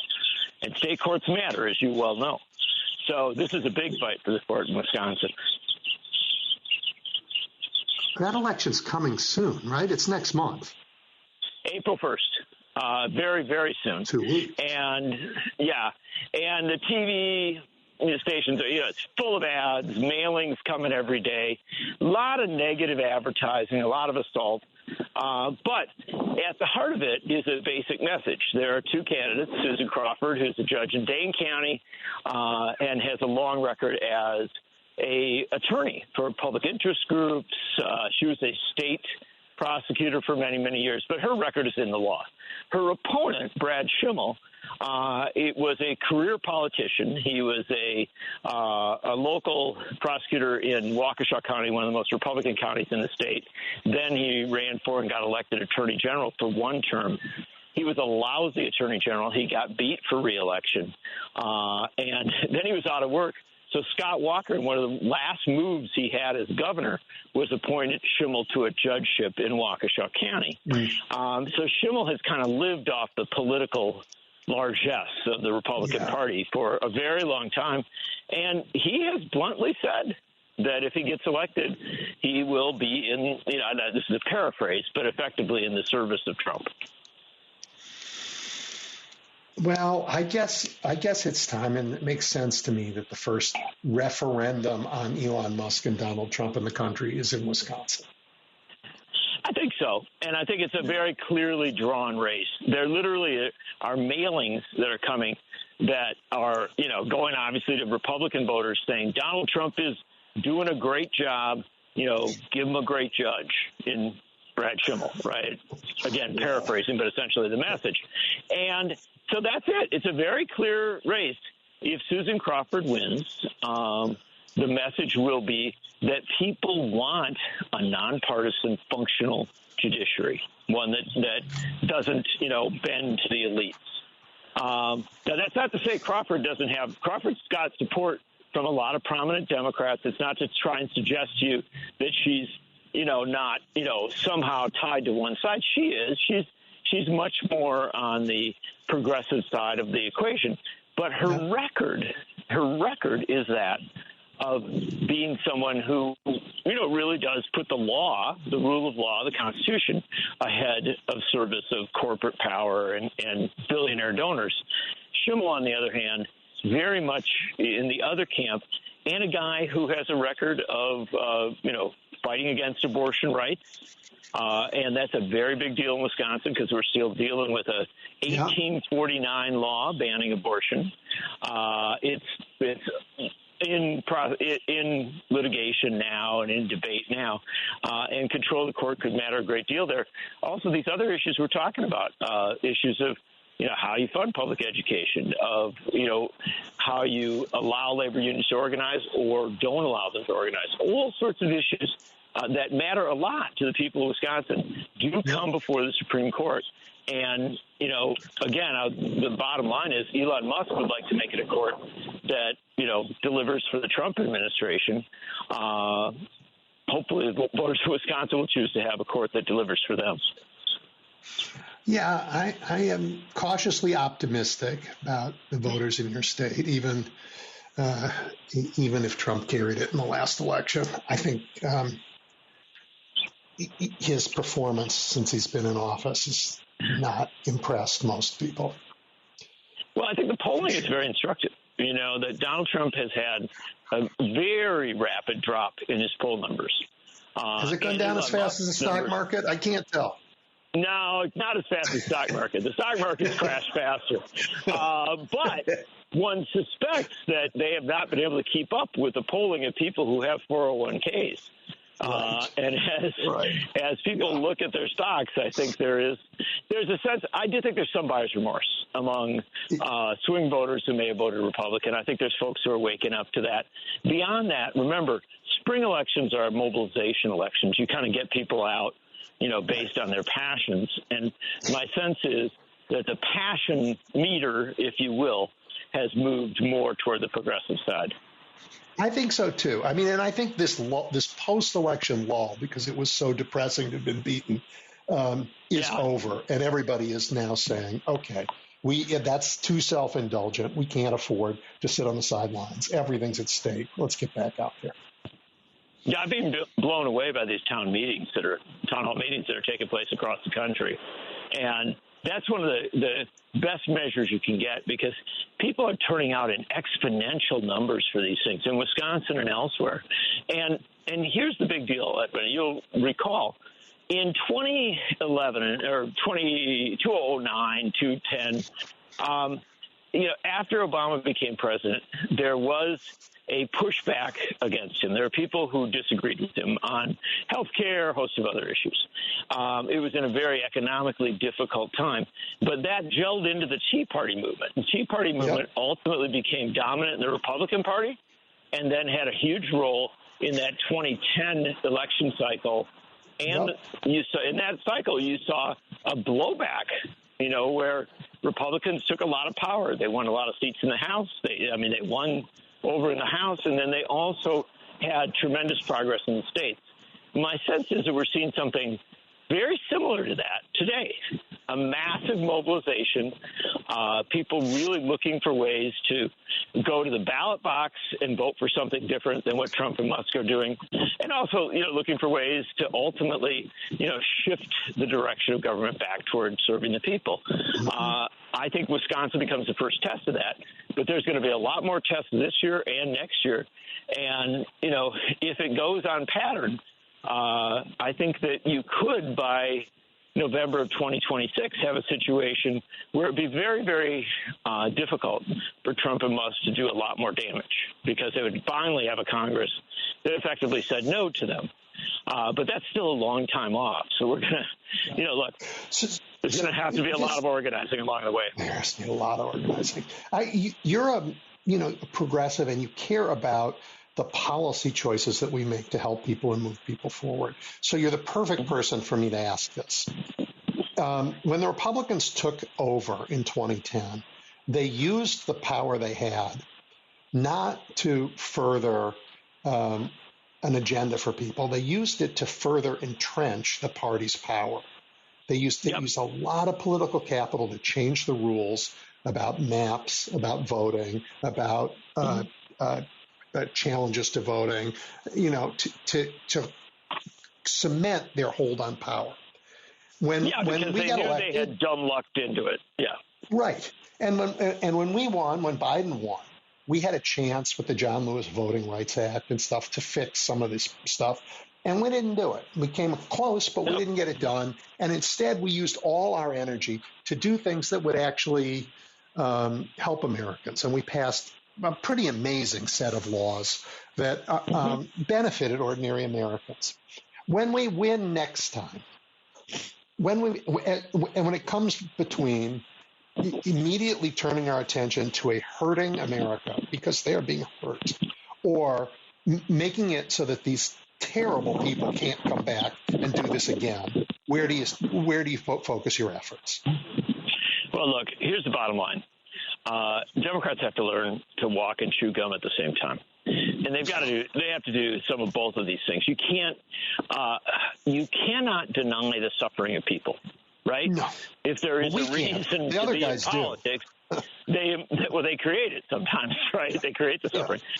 Yeah. But you can't deny the suffering of people. So one of the immediate responsibilities of Democrats, if and when they return to power, is going to be to take care of folks who are vulnerable, take care of folks who are hurting.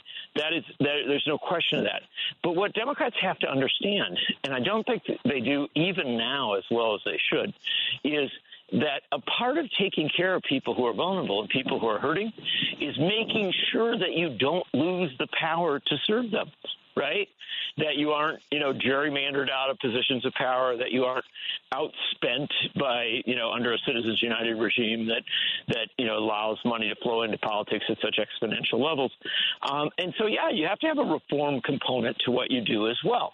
And the John Lewis Voting Rights Act was a tremendous way to do that. So, too, was the PRO Act, which was, a labor rights renewal measure. Both of those should have been passed. If they had been passed, they would have had a profound impact, not in rigging the process. This is the interesting thing. The Republicans with gerrymandering, things like that, do rig the process. What the John Lewis Voting Rights Act and the PRO Act both did was simply renew basic standards within the process, many of which had already existed in the past, and said, look, we're going to maintain a functional democracy. We're not going to allow it to be overwhelmed by special interests. Tell them they don't have a voice. Yeah. That's right. And so one way you do help people, first, of course, you make sure that people are fed, that people are, have shelter. These are vital, basic responsibilities. But at the same time, you have to give them a voice, and you have to make sure that that voice isn't undermined by big money and by a billionaire class that has as its purpose diminishing democracy so that it can seize more power for itself. Yeah. You and I didn't grow up in a world where we saw this coming, but here we are. No, exactly. Although, remember, one of the funny things, I was talking to a friend of mine today about this. What Trump and Musk have done has made Ronald Reagan look good. And when you and I were younger, we looked at Ronald Reagan, we said, well, this is a horrible president. He's doing a lot of damage, right? Now we look back at him and we say, oh, wow, he was pretty reasonable. And so one of the things about politics, it's so overwhelmed with money. It is so overwhelmed with elite influence now that it gets worse at an exponentially faster level. And so what we have to understand is that we're not playing in the politics of the 1960s or the 1980s or even the early 2000s. This is a different political sphere. The richest man in the world is wading into it, saying he is going to use his money to influence court races in Wisconsin, to influence Republican primaries, to kind of keep Republicans in line, et cetera, et cetera, et cetera. So the money is flowing in, the challenges are getting greater. And, look, I always put my faith in the American people. I think people will rise up. I think they will see through this. I think they will choose a different course. I have no doubt of that. It's just that, unfortunately, we're going to go through a lot of tough days before we get there. I agree with that. But you know what? It is St. Patrick's Day weekend here in Chicago with the green deer and the green river. Yep. Is it green already? Or? Bright green. Yeah. But, I think I said this at the very beginning of the show. If St. Patrick could drive the snakes from all of Ireland, surely we can drive them out of Washington. There you go. And and look, I think that one of the great contributions of Irish lore and Irish history has been a challenge to imperial power. They threw off the British power. It took them a little longer than for us, but they did. And and right now the Irish are, they're doing very good work on a lot of issues. And so it's a good thing to celebrate. We can celebrate St. Patrick's Day, even as we recognize that in our country we've got a lot of struggles. And I guess that's an important thing, Edwin, don't you think? Because ultimately we can't spend every day complaining. We can't spend every day being frustrated and overwhelmed by the bad stuff that's coming out of Washington. At some fundamental level, we have to have those days when we celebrate. And when we, step up and say, it's a country worth saving. It's a world worth saving. I totally agree with that. I'm confident we will save it. I'm confident we still have the ingenuity and the drive to say, yeah, that's not us. We are going to overcome this. That's right. We're going to just celebrate that. John, it's always so great to catch up. I really love these conversations. I enjoy it very much with you as well, my friend, and I'm so glad you're on radio doing the good work you're doing. All right, everybody. You can follow John at both The Nation and, of course, the Cap Times in Wisconsin. Take care, John. Take care, brother. I'll talk to you soon. Yep. All right, everybody. You know what time it is. We're going to take a break, and when we come back, your calls. Edwin Eisendrath is taking your calls now at 773-763-9278. The Big Picture is on now. WCPT 820. Okay, Jim, kick us off. Hi, Edwin. We showed a little life at Trump Tower this week. I think 300 demonstrators, 100 of them were arrested. At least they showed a little gumption there. And it's sad St. Patrick's Day because I watched and I thought, well, all these unions, doesn't anybody have a sign Project 2025 or Hillsdale College or any of these other insane ideas that they're trying to force on the American public? I didn't see that today. I was very disappointed in that. But when I think about this, I think about the authors of 2025, Hillsdale College, the Heritage Foundation, the Federalist Society. How much inroads have they made? And let's say they only get half of the apple this time. Will they continue to get the whole thing, or where would it end? I mean, this is the Republican philosophy now. They've adopted this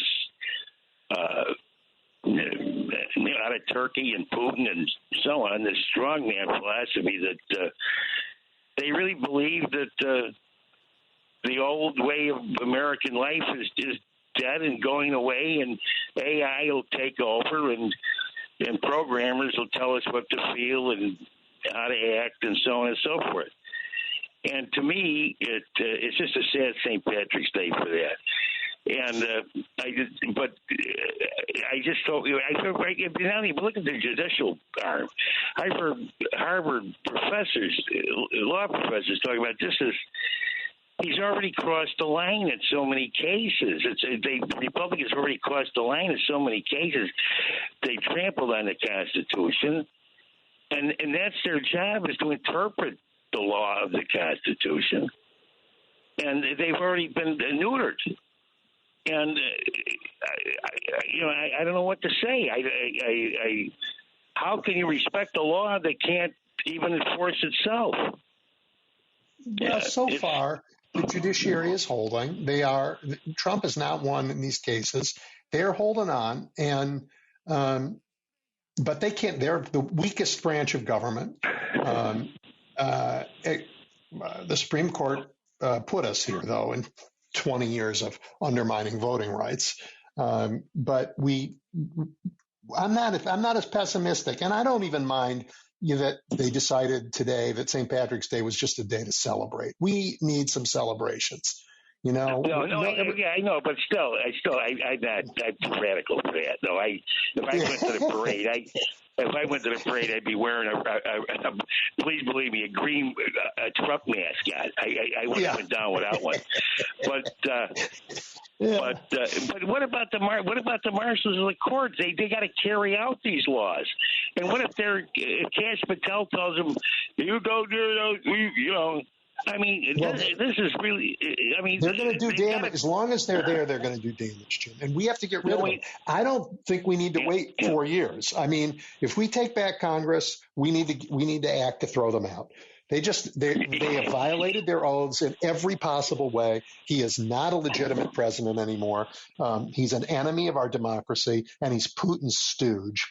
to boot. Right. So I got nothing. Isn't money? I mean, they have to have the motive must be. It certainly isn't humanitarian. We know that. No. It's got to be. The privatized Social Security, take the $3 billion and blow it in some manner. It's greed. Yeah, it's greed. It's just definitely greed. Anyway, you have a great weekend. Thank you, Jim. Thank you. Really appreciate it. Yep. All right, Brian, you're next. Hi, Edwin. Hope you're having a fine afternoon, a fine show as always. And you're welcome.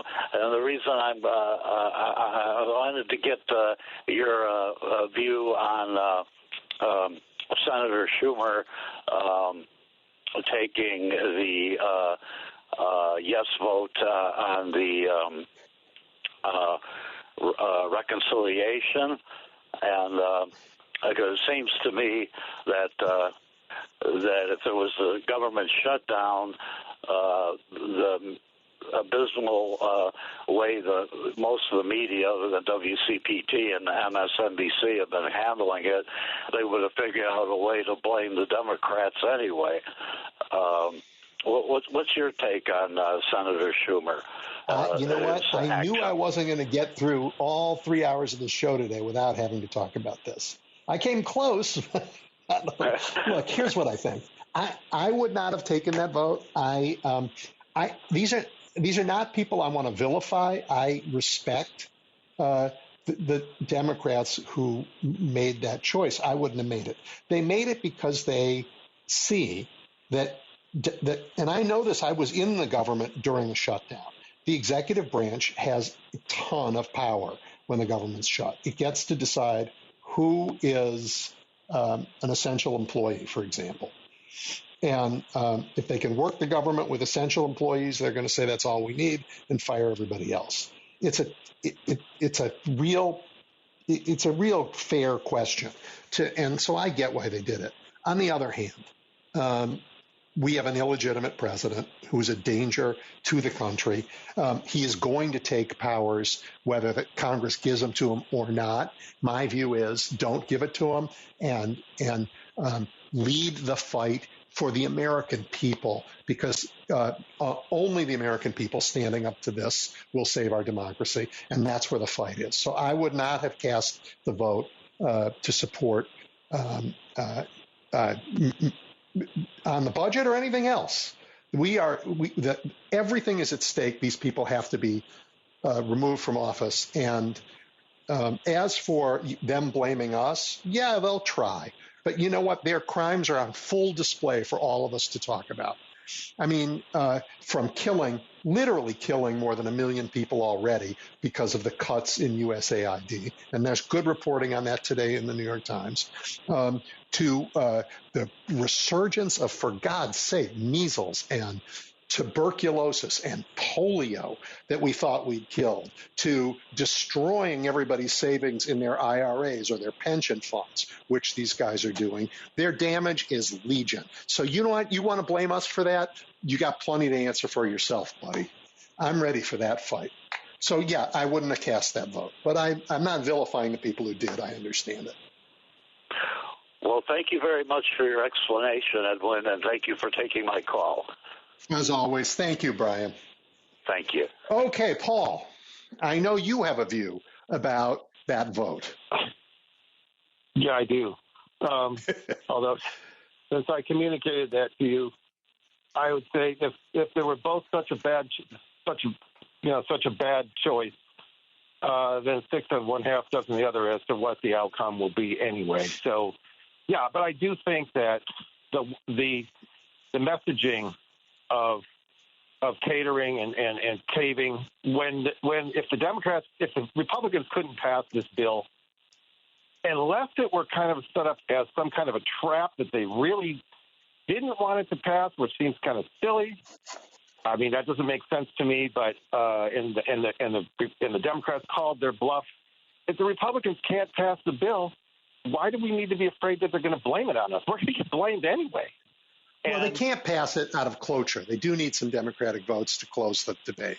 That's because everything is, you need 60 votes. So, Yeah. Okay. I understand Trump's humor and the courts, but I look at it this way.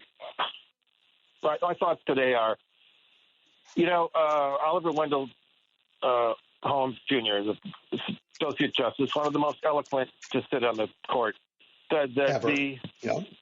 Ever,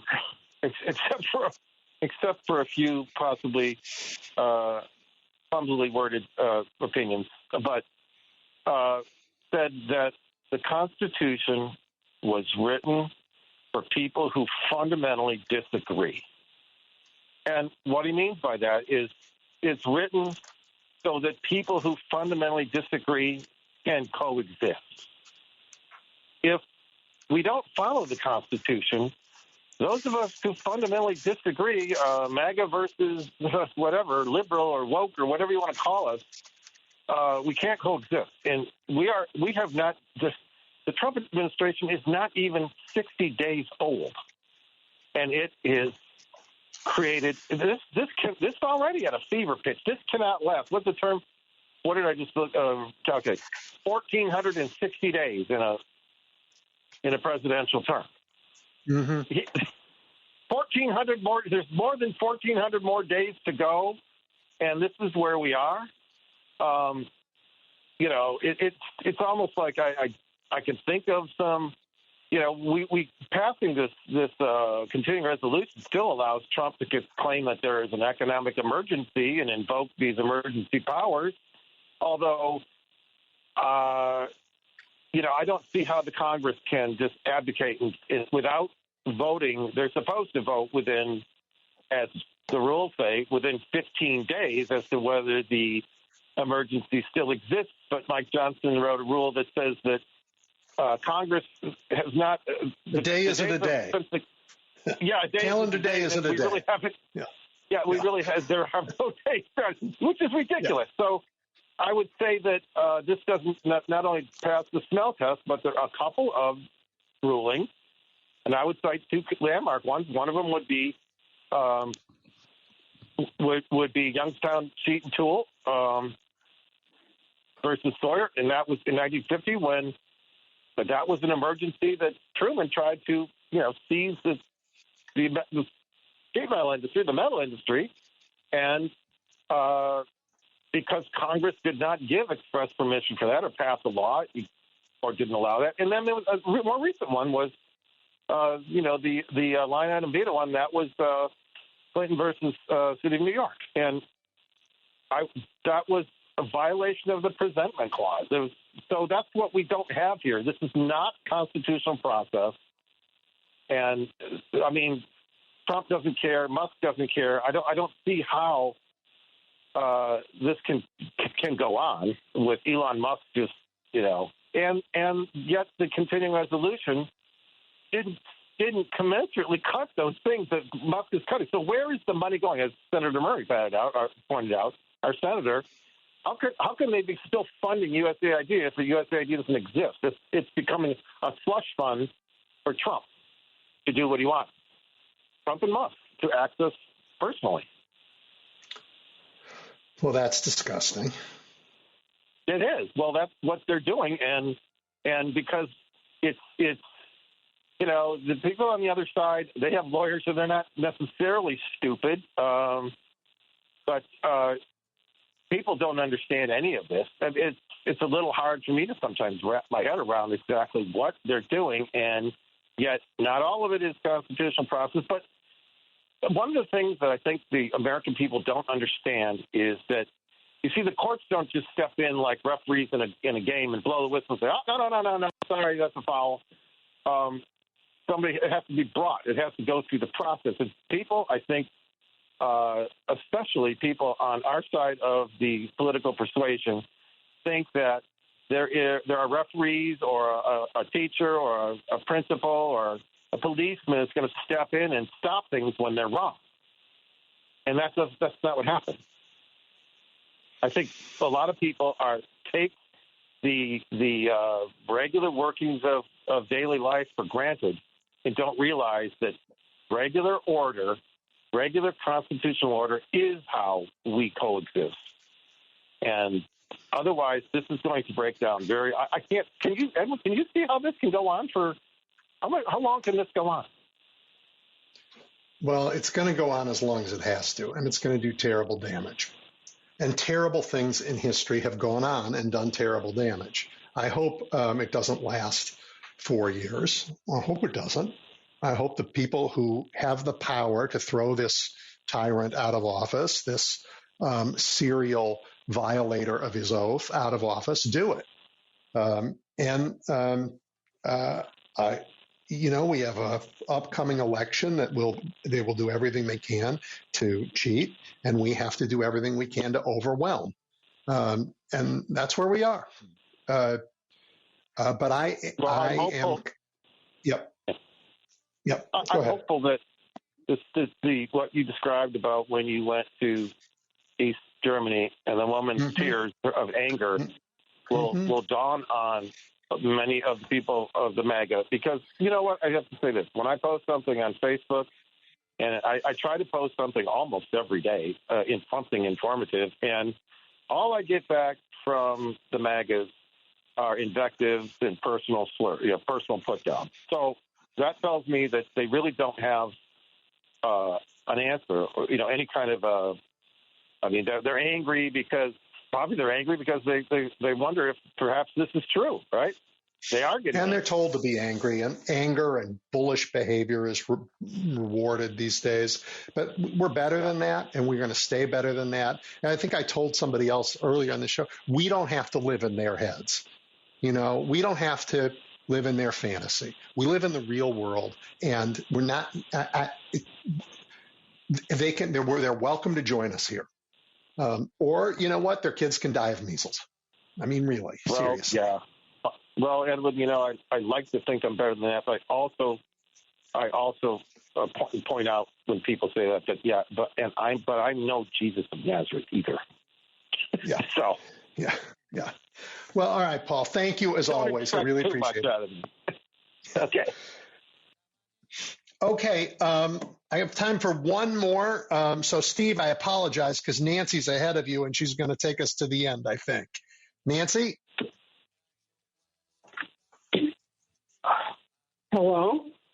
Hello? Oh, there you are.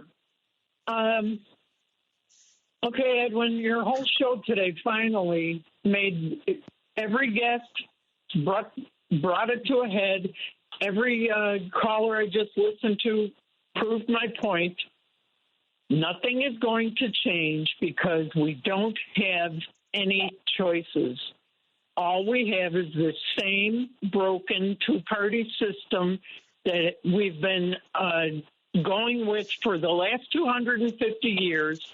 And we started with almost 4 million people. We now have 100 times that much.